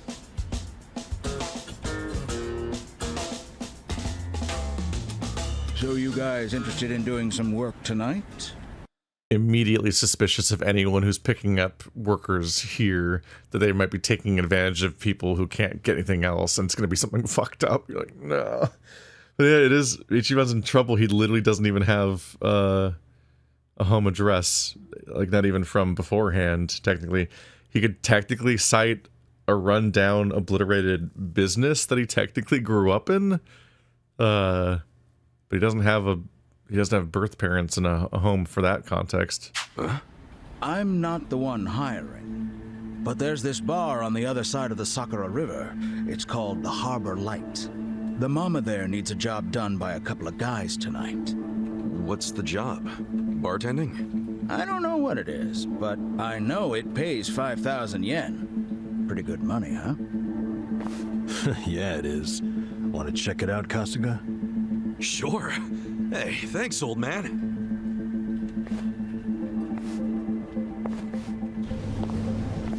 Sir, that's not following standard procedure.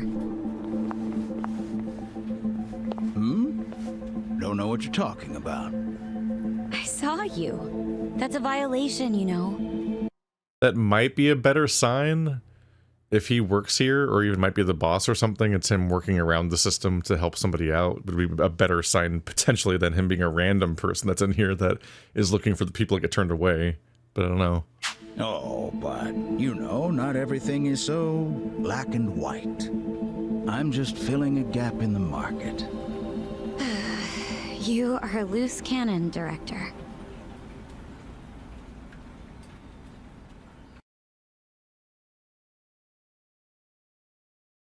Okay, so it might be an act of kindness if it's the boss. But we'll find out. Probably next time.